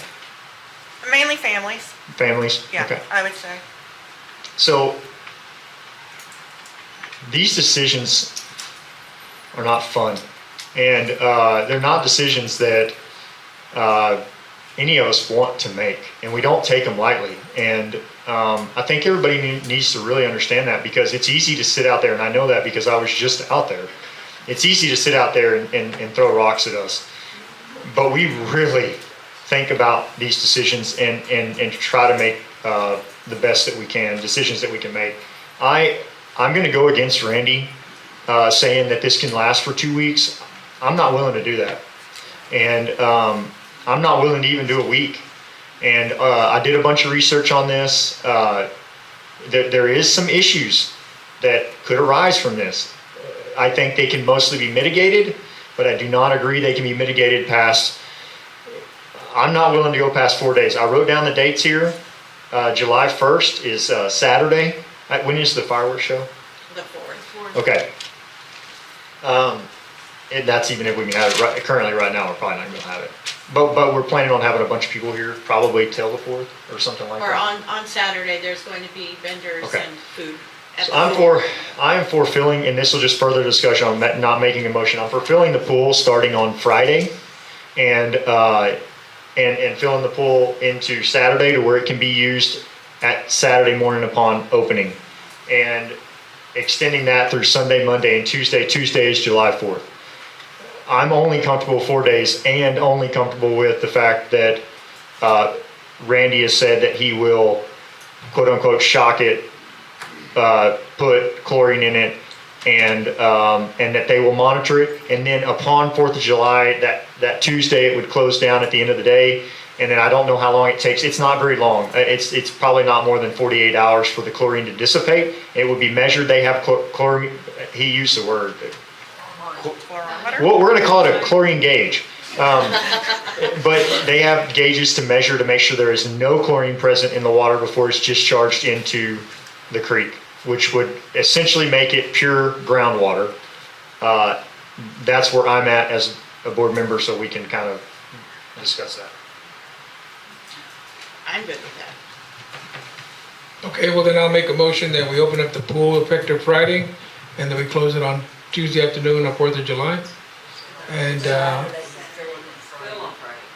be filled up by Friday. Open. Saturday, Sunday, Monday, Tuesday. People like to swim on Friday night. So I'm saying that it'd be filled up, maybe ready to go by Friday at 6, this is tentative, and then we close it down 6 o'clock on Tuesday. It usually fills by then. I'll second that motion. Do it with the parameters that we're, With the parameters that Randy is monitoring it and making it as safe as possible. all in favor? And we do take donations. Yeah. So if anybody wants to donate towards $600, we're not gonna turn you away. Just see Julie about it. Just see Julie. All right, this one is accounting invoice. So we have an invoice for Newsome for Randy, the previous accountant in '21, that was discovered. I don't know how I really want to say that. That Mr. Peterson had been sitting on. So this is for services in 2021 before we canceled those services. So, and I have the letter canceling it. So these monies are due. Okay, have you spoken with him? You familiar with the discussion on that issue? On nuisance invoice? No, because there's nothing. We have no history of it. We don't Yeah. know what's going on. Don't pay it. All the same amount of money was. Jim, hold on a second. Are you talking as someone who knows absolutely all the facts regarding this issue? Or you know part of I it? know what happened. Okay, what happened? Okay. is that Will you please use the microphone? Sorry, guys.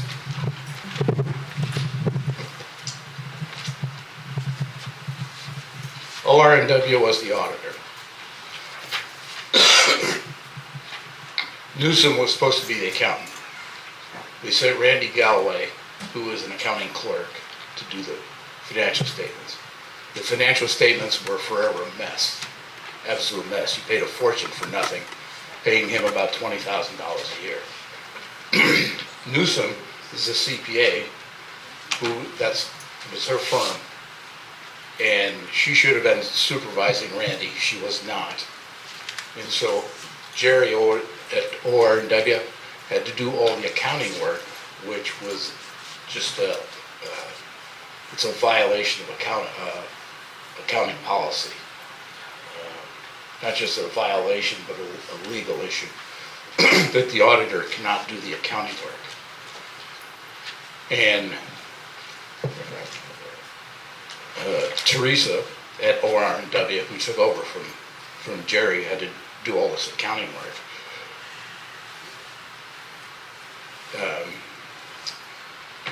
Alan, of course, we paid OR&W additional money for doing the accounting work that Newsom should have been doing.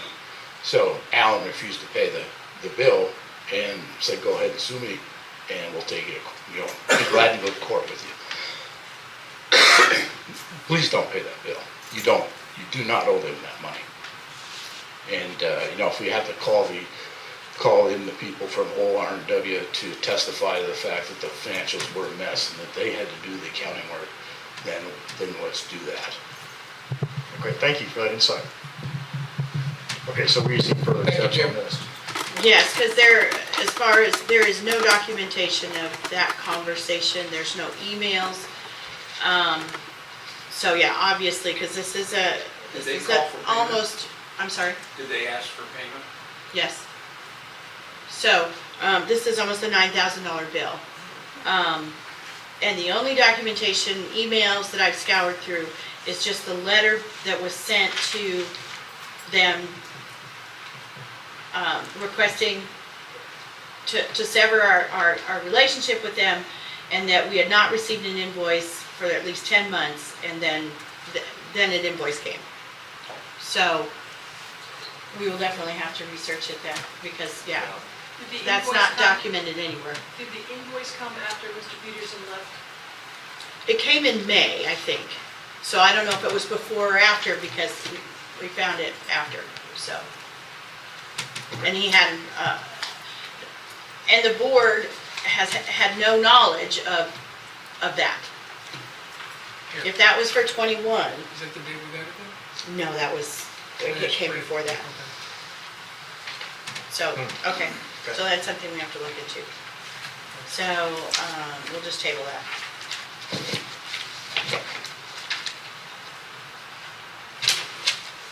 Okay, So the next one, you may get tabled also. We received a invoice from Water Energy, which is the, where we purchased the washer, the commercial washer and dryer for the motel almost 2 years ago, and then there was a long wait time because of all the shipping issues. The board's understanding is that was paid in full, and it was not. All but the $5,000 for the ozone treatment part of it was not paid until that was installed recently. So that bill is $6,000, or almost $6,000, $5,400. But after a discussion yesterday with the managers, that part of the system doesn't seem to be working right. So I would suggest that we table this until, and hold this over them until they make sure the system's working right. Yeah, And train the employees. it may seem kind of weird that some of this is on the agenda, but I know that we're getting a lot of questions about, and meeting with the managers, like, yeah, well, the grass isn't mowed, there's all these things that are happening, and I think it's really important that the membership know that we're dealing with a lot of stuff that we shouldn't have to be dealing with, and on the employee side and on this side, and that's not just one person's fault, I'm not blaming anybody, but there's just a lot of little things going on. So we're trying to help everybody understand where we are, and that everybody up here is working their butt off. And to be as transparent as possible so that, the membership knows what's going on. So we'll table that. The next one is a bid process. Okay, we are going, Property Code 209 changed a couple of years ago, and it requires a bid process to be adopted for anything that's a capital improvement project over $50,000. So if we had done the pool restoration and it was $50,001, we would have had to get by law, we would have to get 3 bids, and then we can select from those bids, who we like or who would do the best job. And then there's certain manners in which you can get bids. You can get sealed bids, you can get bids that are low bid qualified. You could just go with qualified or best bang for your buck bids. So the reason, one, it's being mandated by law that we do this, and we're acknowledging that by having on the agenda that we're going to adopt a 3-bid process, and that we acknowledge that there will probably be in the very near future some bids that will be over $50,000, like the landfill, which will be significantly more than that. And am I wrong? And we only had 2 bids on it? Correct. Okay, and this would be a perfect example of a violation of 209, where we only had 2 bids on the landfill, but we're required by law to have 3. Okay, and that the purpose of that is to ensure that contracts are not going to friends and family, that there's not ethical boundaries being broken, and that the membership's being as represented by the contractors that are putting in for this as possible. It's the same bid process that the state uses, that most counties use, the government uses. We know we can't trust them, but at the end of the day, this bid process is coming downhill into the micromanaged side of the state mandating that HOAs have to have it for that same reason. So the reason it's on here is just to inform everybody that we understand that, we're acknowledging it, and we will have a bid process to be voted on by the next meeting. Yes, sir. What happens if you only get 2 bids? Well, you know what? Lisa asked me that same thing, and that is a great question. You cancel the project? No. But I guarantee you I can call a company in Georgia right now, and I can say, hey, I got a project for you in Brackettville, Texas to do a landfill, and they're going to give you a bid. It may be $4 million, but they're going to give you a bid. So this idea that we can't get 3 bids because we live in Brackettville, it just doesn't hold any water. And the state seems to think so too. So I'm not saying that the end result would be any different. We'll just say there's Tim Ward, there's a gentleman in Del Rio. I don't know this. I'm just hypothetically speaking, right? We got a hometown crowd, we've got a Del Rio crowd, and we've got a San Antonio crowd. Okay, and we get 3 bids from those people.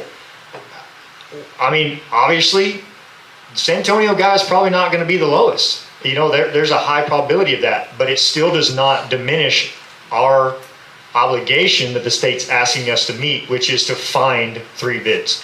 And it's only for things exceeding $50,000, which a lot of people in here know more about where the board has been and the fort's been than I do, and I don't know how many times that's actually happened. So it's not gonna happen tomorrow, and it's probably not gonna happen 20 times in the next 5 years, but it is something that we have to do. I understand. Thank you. So, related to that, just, your statements about the landfill. And I heard on the grapevine that you renewed the loan with Bank and Trust for the letter of credit. Well, it's a surety bond. TCEQ requires that we have a surety bond in place, and essentially what that, You borrowed money from the bank to buy the bond. is that correct? Is that how that works?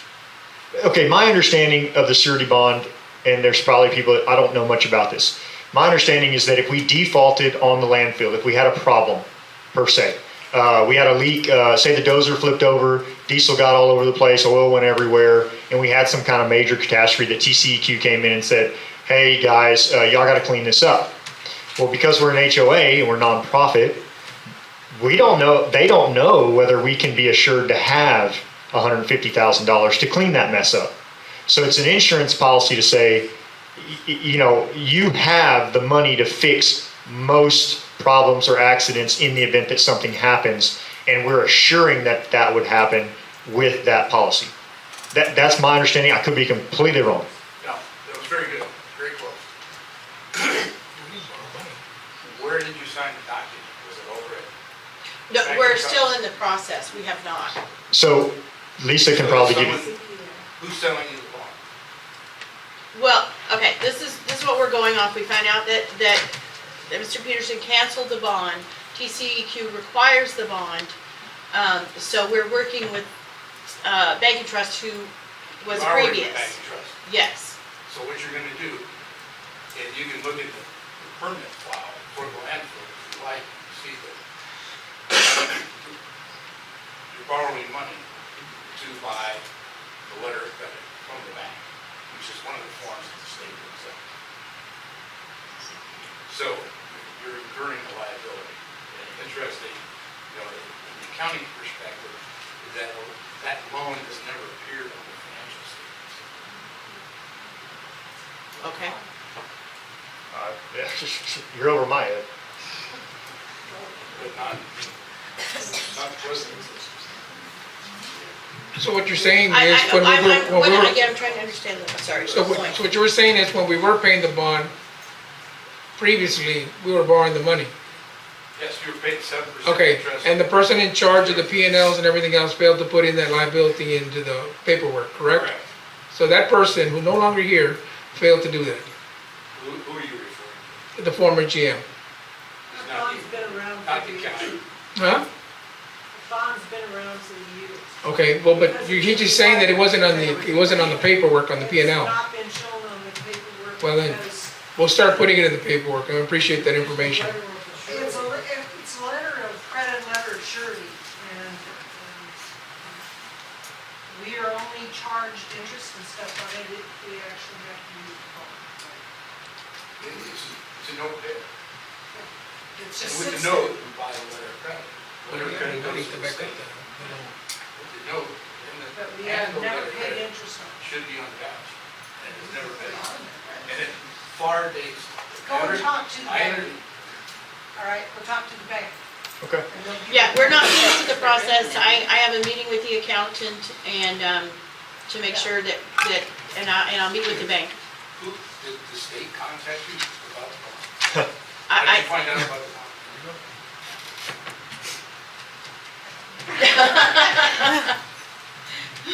What happened?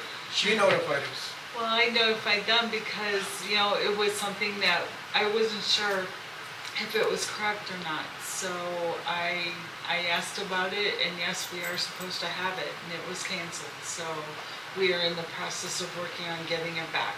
So they did cancel the bond. It was canceled, and then we it was could not, canceled by Mr. Peterson. we could not put We could not dump trash in the landfill because we did not have it. So we are using the roll-off dumpsters to do our trash and not the landfill until this is cleared up. Who told you you couldn't dump? TCEQ. Tom, I May was I wondering ask- if they were gonna come in with a picture. may I ask what the cost of a cell at the dump is at the last? We don't know. Yeah, we're still in the process of that, Because so. years ago, it was like 50,000 for a cell. Yeah, it's a lot more than that now, but. Yeah, and I but- figured, that's why I asked the question. I was Yeah, and wondering how that, we'll have more information on that down the road, much- Okay. as to what that is before we ever get to that point, because right now, it's just, yeah. Yes, sir. So is TCU coming out to visit? Not yet. Not yet. Not Okay. yet. We have a contact there that we're working with. He's given us so much time to get this under. Which contractor?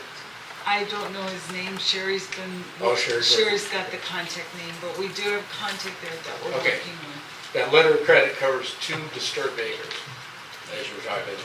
It's for reclamation of the pile once we're done with it. But it's rolling. You had 8 cells there going all the way down. So what we have is probably another 70 years worth of landfill available to us. That bond allows you to disturb, and you can see this in the permit. If you look at it, try and stick with the mic here. Can you please introduce yourself, because I believe there are people that don't know who. Pardon? Can you please introduce yourself to the Oh. group, because I think there are people that don't know. Jim Race. So that bond allows you to have 2 acres of disturbance. The people who've been filling the facility drifted off that 2 acres. So you now have about 3 acres that has been disturbed. I'm assuming that TCUQ, if they come out and pay attention, they're gonna notice that you have, the fort has filled past that level. And that will change the bond amount, they will, until whoever's out the contractor can straighten out what's happening there. The filling has not been done in a manner in compliance with the permit. So there are number of issues that have to be addressed. I'm gonna guess when you're done, this is gonna be about $400,000. So it's a good thing we got that money from the ECR. Jim, just out of curiosity, since you have a lot of knowledge regarding the landfill, how long were you in possession of all this information that we're just learning today? Not that it's your responsibility to tell everybody, but obviously, by what you're telling me is, you and Mr. Peterson were aware of this. Yes. Okay. Now, the 3 acre, we came up with about 2 months ago. I picked that out. In April? So, I know you have great animus to Mr. Peterson, but. and I That's do your not, opinion, sir. but- That's your opinion. No, you demonstrated repeatedly. Oh, no, I'm that's your sorry. opinion. I All appreciate right, it. all right, stop. That's enough. Okay. Mr. Race, could you But- please explain how you volunteered and why you have such personal information? Like you're volunteering in the office, how you're aware of what your background. Just a little bit, because there are people that don't know you at all. We're that don't- encouraging you. This is really good information. I mean, thank you. This is Oh, good for information. sugar company, we own a coal mine in Oklahoma, surface mine. I can run every piece of equipment that the Ford owns. We've done permitting, I've built landfills with the equipment we had. And I've been in accounting the whole time, also CFO was my last position of a $60 million company in Denver. And you're volunteering in the office for how long? This past year at least? Well, until last month when I was prohibited from entering the office. I never stopped you from entering the office if you're looking at me. So anyway, we moved here 4 years ago. Wanted to look at the financial statements. I was on the board for 2 weeks after the insurrection.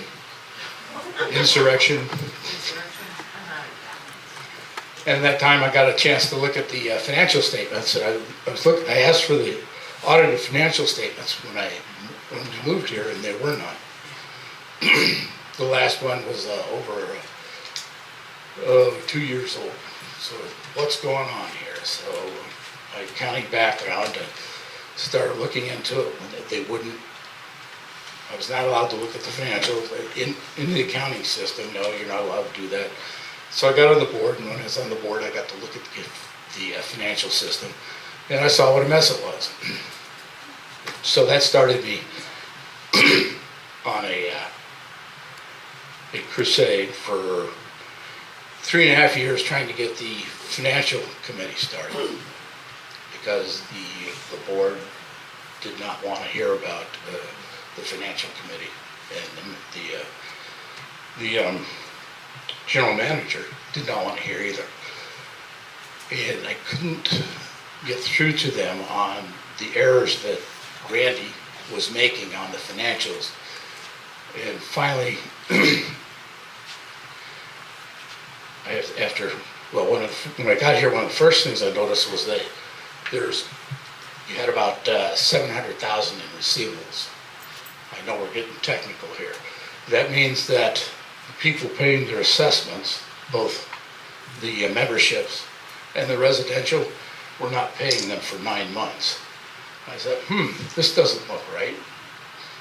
And so I went through once I got access, I went through the system, and I saw that the actual receivables should be somewhere in the 60,000 to 100,000 range. So the receivables are vastly overstated. I called Jerry at OR&W. I said, what's going on here? And he said, oh yeah, but it was in the black system and all that kind of problems with the black system and this, that, the other. I said, well, that needs to be corrected. He said, okay, we'll start. He started doing $250,000 per year, which of course is $20,000 a month, which Randy picked up on. And so then he started making these entries, and finally in the third year,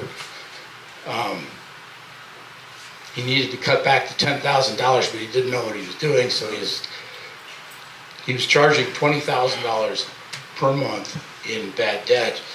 And as you know, people used to come up here and grab the mic and say, well, that's not real money. That's we subtract that out. Well, the $10,000 was a real expense. The $20,000 was not.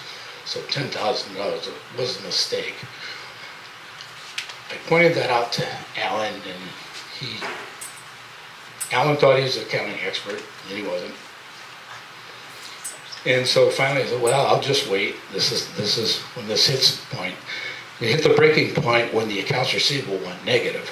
And at that point, I sent Alan a letter, and I told him that I would like a refund because the accounts receivable has gone negative. That means you've overbilled me for my assessment, so I want my money back. And here's why. And he looked at it, oh, now I see you got a mistake. So that's when we got the finance committee started, which converted the receivables over to QuickBooks from the old black system. The old black system still exists because there's so many colonial lots in it that they're going to exist forever. They'll never go away.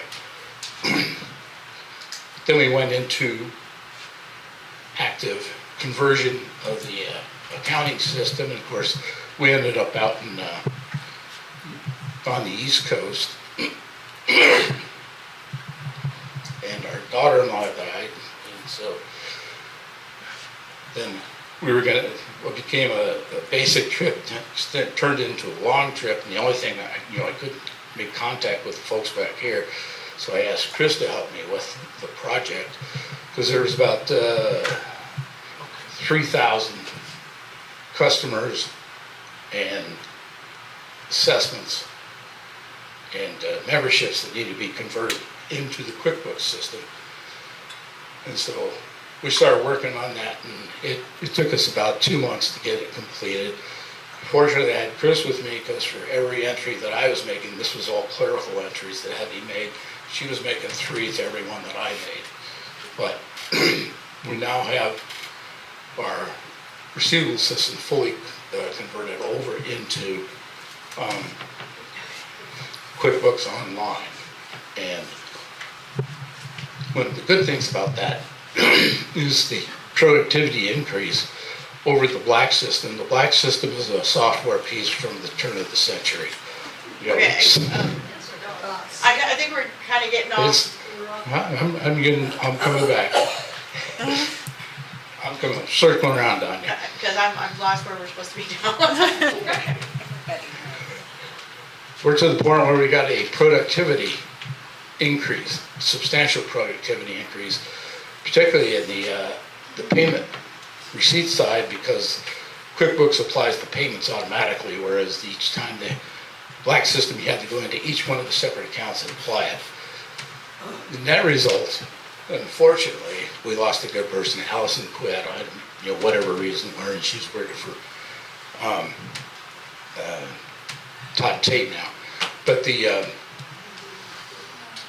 bottom line to the fort is that with her wages and her overhead, somewhere it's about $20,000 to $30,000 savings.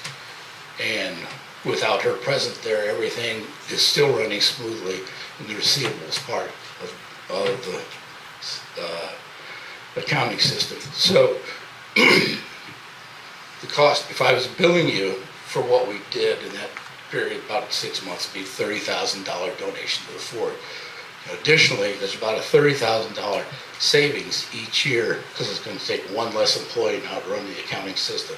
So in 10 years, it'll be $300,000. In 20 years, that'll be $600,000 in savings. But it's a consistent $30,000 savings per year converting it. That's how I got involved in it. Thank you. But then they said, the landfill is full. We can't put any more material in it because it won't compact. And I said, well, let me take a look at it. I'm familiar with it. And so that took about a year to get a look at it. Just hounding it. Finally got to look at it, and that's when we started discovering. I said, well, where's the permit? Let me look at the permit because that's my expertise. And so look at the permit, blah, blah, blah. That's where we are here. So I'll end it. Thank you.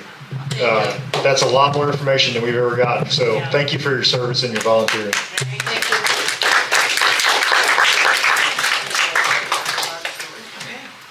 Well, that gives us some new things to look at. Right. All right, so we're on to Unit 3. Yeah, Give we're me gonna, a quick, just, yeah. okay, I know there's been a lot of people on Facebook, correct me, what's the others? Discord? Talking about Unit 3, and it was something we meant to put on the agenda. I'm not an expert on it. I think there's somebody in here that is. But we just want to acknowledge that we're aware of Unit 3. We discussed it in the managers meeting yesterday. And we came out with some good data points there. Philip said that what we kind of estimated is on the average, it would take about 60 yards of a dumpster to get rid of the houses. So our next steps on that is to figure out what the fort owns, and then what we can do about it as far, if we own it, get the water turned off, electric turned off where it's safe to dispose of, and then figure out some solutions here. I know that, I think my wife told me at one point there was like over 100 people that had commented on it, and that's a significant amount of people in bracket or on the fort to comment about one specific issue. So I know it's been ignored for a little while, and I don't think that Mr. Peterson ignored it. I think we picked up some details here and there, like he didn't like the trash being out there. He would pick it up even though nobody was paying for it and stuff, and the pressure that Discord and Facebook was putting on him spurred him into action to do some stuff, and so I don't think that it'd be real easy to say nobody cares about Unit 3, but we do, and we're gonna, whether it's through volunteers or with our own resources, we're gonna figure out a way to try to clean some of those things up at the Fort Dumps. I think we have an obligation to do that. I mean, Fort properties. Yeah, Fort properties, we have an obligation. And then in the ones that are out of compliance, and correct me if I'm wrong, like with the architectural committee and stuff like that, I mean, We're gonna start getting fined. yeah, I mean, it's just, it's a red tape process that we'll have to go through. I'm not saying it's gonna be easy. Just know that we're aware of it, and that it's something that's been going on since I was a kid. So, I mean, it's been there a long time. I mean, I would say that, quite a number of those lots might be purchased quickly if there wasn't a shithole mobile home sitting on them. Right, Yep. right. Yep.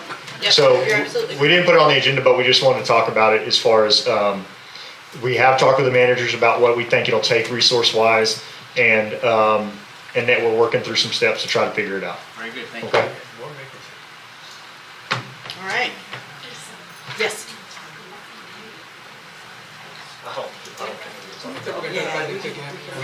I need to discuss it too. Yeah. Okay. So that brings us to the board vacancy. We have two contenders. We decided we'll do Beyond Thunderdome, you know? 2 people enter, 1 leaves. Whoever it is, that's who was like, no, I'm just. So, Sandy Hagan is one of the candidates, and I don't know how to say, is it Tony? Just call me Tony. How do you pronounce your last name? Hackerbill. Hackabill, okay. Can you go I by was just saying call me Tony? Hackabill, so I'm gonna get it right. Been worse.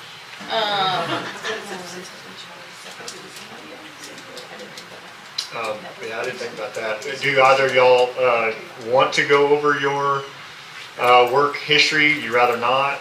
Do you want to say a Or few words, or? Does anybody want to say anything? Or It was published, we published it. It was on- published. Yeah. Okay. Okay. Okay. Well, I've looked at both of these. Do y'all have anything to add? Say, think. Does anybody have anything to say? No, I don't. Okay. Because we do have some unfortunate bad actors in our community, I want to ask Mr. Hackabill a question.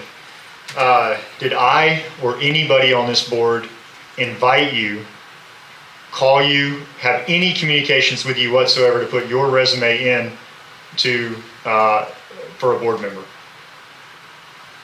Absolutely not. Discussed it with my wife, gave it great thought, and decided it's something that I would like to offer. I hadn't talked to any of you before I sent my resume. Thank you. Thank you. With that, I make a motion to appoint Tony Hackabill to the open board position. If I can get a second. I second it. All in favor?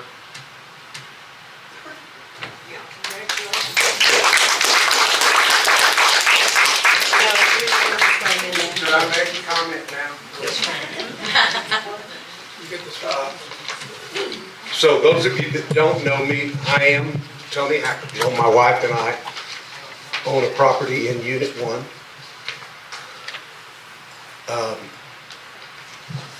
What may not be accurately reflected on the resume that was posted is that I currently do a lot of work in Kinney County now. I work for the county attorney's office. I am an old retired district attorney. Some colleagues of mine got together and decided to recruit me to come help the young county attorney here in Kinney County with the problem that we have with illegal immigrants coming in. It doesn't matter how you feel about that. I'm not here to promote what I'm doing. I'm not here to discuss or debate or try to discount what it is I'm doing. It's a job. I take it seriously. I do the best I can. One day, I invited my wife, and this has been months and months ago. I started in February the 15th of 2022. I invited my wife to come with me to work. She spent her time in the fort. She had never been to the fort. I've been swimming in that swimming pool since the late 50s, the 60s, and the 70s. I'm very familiar with that aspect of it. She became more familiar with the fort, and after we were driving home that day, she said, "We need to buy a place in the fort." My initial reaction was, "Are you kidding?" But it became apparent to me that as much time as I spend in Bracketville, it's a nice place to have a place to stay, and I don't have to drive 70 miles back home each day. Once we did that, I then focused my interest on this. And I have to say, and I don't know how all of you are going to take this, but I want to commend the board and all of you in this room for the posture you've taken in this meeting today, because I want to tell you that last meeting I came to was a wreck. And I would like to encourage you to keep the discussion that you're having like today. I promise you that every decision that I make as a member of this board will be as transparent as it can be. But I also promise you that I will make certain decisions, whether they're part of the majority of the board or not. I will make decisions that's going to make some of you mad. I've been a lawyer for 40 years. I'm not here to offer legal advice. I won't offer legal advice. But I have an opinion, just like most of you, about everything. And I can tell you that every time a decision of any significance is made, whether it's as a board or whether it's individually, it makes somebody mad. And if that doesn't happen, then you're not thinking about it, you're not doing your job. I look forward to serving all of you. I have a vested interest in this place, not just because I own a house here, but because I think this is such a tremendous asset to this community.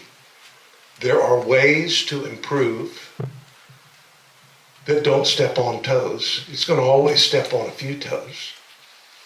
But I'm excited about being a part of this, and I certainly would be open to discussions with any of you at any time. I think my telephone number is on the resume. My cell phone is in my pocket most of the time. I try to turn it off at night when I go to sleep, but sometimes that doesn't work. I intend to participate to the fullest extent possible, and I want you to know that I care about this community. I really have grown to appreciate what's happening here, and I want to make sure that all of you are comfortable. It may not happen every day. The last thing I would say is, unfortunately, I can't stay much longer today. The little church that I attend in Hondo, Texas is sponsoring a community event called the Community for Our Kingdom. And I happen to be part of the musical side of that presentation. And if I don't get out of here pretty quickly, I'm going to miss my spot on the stage. Not that they would be missing a whole lot, but I promised that I would participate in it, and I'm going to go do that today. But thank you to the board, and I look forward to working with all of you. Just where you've been. Okay.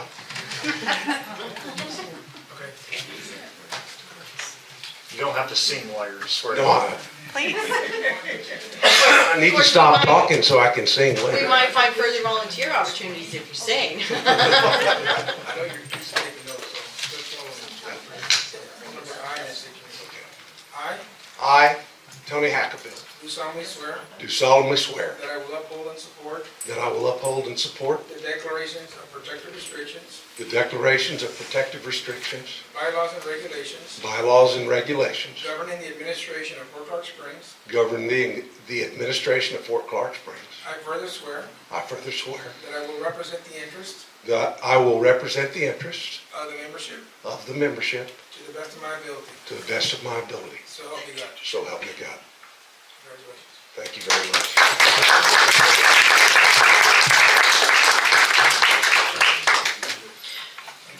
All right.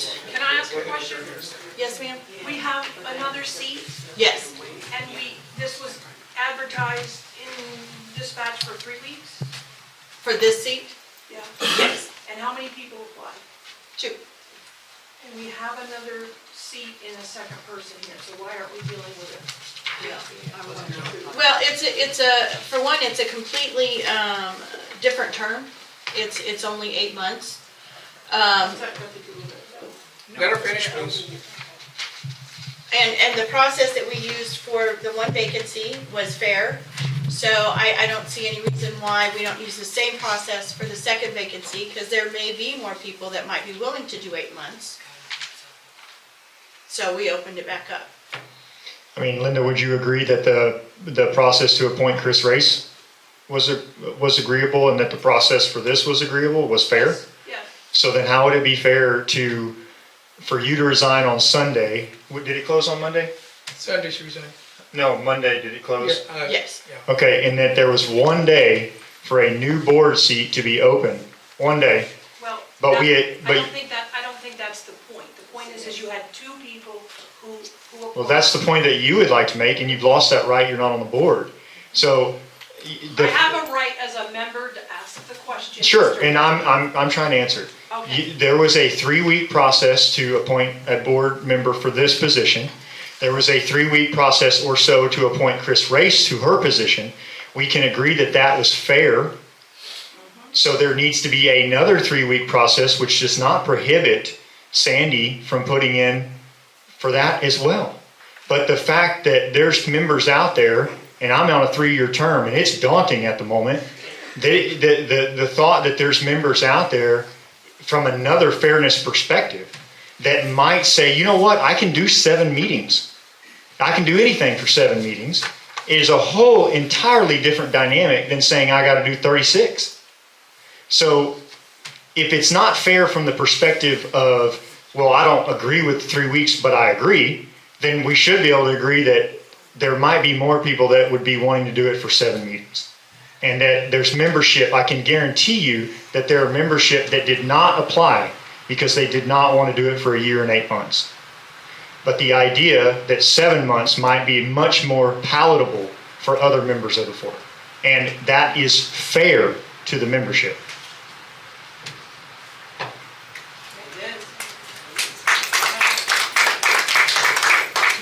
I think I hate to say this because I don't want to be cruel, but I think it smacks of putting the people you want, the person that you want on the board. But it's open for anybody to apply. What are you talking about? And it was open for anyone to apply, and no one but the two of them applied. For one position. So are you saying, are you... That other one just came So available. let me ask you a question, Linda. Did you resign so that you could ensure that the person you wanted on the board could be appointed? No, I just don't, I did not want to, and you can't put words in my mouth. That is not true. But it became, that now you could fill 2 and be a full board and go to work. But see, we have people here in the audience who don't want Sandy Hagan, whether they have to work with her or not. I'm going to have to withdraw the commendation that I made earlier because this. It's here, Mr. I don't know your last name, so I don't want to. Just say Tony. Okay, Tony. It's here, and you're going to have to learn to work with it, and as I had to learn to work with it, and just decided I couldn't deal with it anymore. So I just want you to know, be prepared. No, I understand that. What I referred to previously about the meeting that I saw that I was rather disappointed in. You were, I was. It was because there's a lot of lashing out and making personal accusations and criticism. There's no place for that in the administration of a board function. Absolutely. Now, I can tell you that if I sit on this board, as I intend to, I intend to make comments anytime something like that happens. And if I may call you Linda, I'm not latching out. John's explanation seemed to make sense that the position was advertised for. Ms. Hagan and I submitted our offers. And then a new vacancy occurred, so you do the same thing to allow others who choose to get on the board to apply. That makes total sense to me. We're being transparent, we're being open, we're making sure that everyone has the same opportunities. Well, they had it 3 weeks ago. But that was for one position. With a different 3 people could have put in for one position, That- 5 people could have put in for one position. Yeah, and one person would have been appointed. Right. Whether it was me or anybody else. Linda, we wouldn't have to appoint anybody here, you're not resigned. That's not the point, that's Well, not the I mean, discussion we're having. No, but No. you're making a big deal. I'm just saying, you have this person who has a lot of experience and would be helpful. I don't deny that. I have no comment on that at all. My point is, and I was caught totally unaware until this discussion. But it seems to me that the board is doing their due diligence and being transparent and saying, okay, folks, now we have another position. Let's open it up and advertise for whoever wants to apply. And they get the same time frame that Ms. Hagan and I had in order to apply. So you do it then. Okay, if that's the way you choose to do it, that's your, I was just making the point, you could have a full board and go to work with a full board. Yeah. But there's people in this audience who don't want that to happen. We want that to happen. Thank you for your opinion, Linda, thank you. You're welcome. We want And that I'm to happen. happy, sir, that you are on the board, and I think you're gonna be a great asset. Well, I hope so. I give you my word. I'm going to do my level best for the fair administration of everything that goes on in the fort that I have something to say about. I have to add one more comment about the fact that things that it appears to me, and as a result of listening to the meeting so far today, it appears to me that the board is having to undertake things to get things done for one reason, and that is you don't have a general manager. So hopefully you can get applicants for that position who will then assume those duties and take the pressure off the board for the daily operation of the fort. I hope that happens, and I hope it happens soon. Yes, sir. We do too. Yeah. So with that said, may I be excused? Yes, Sorry. thank you.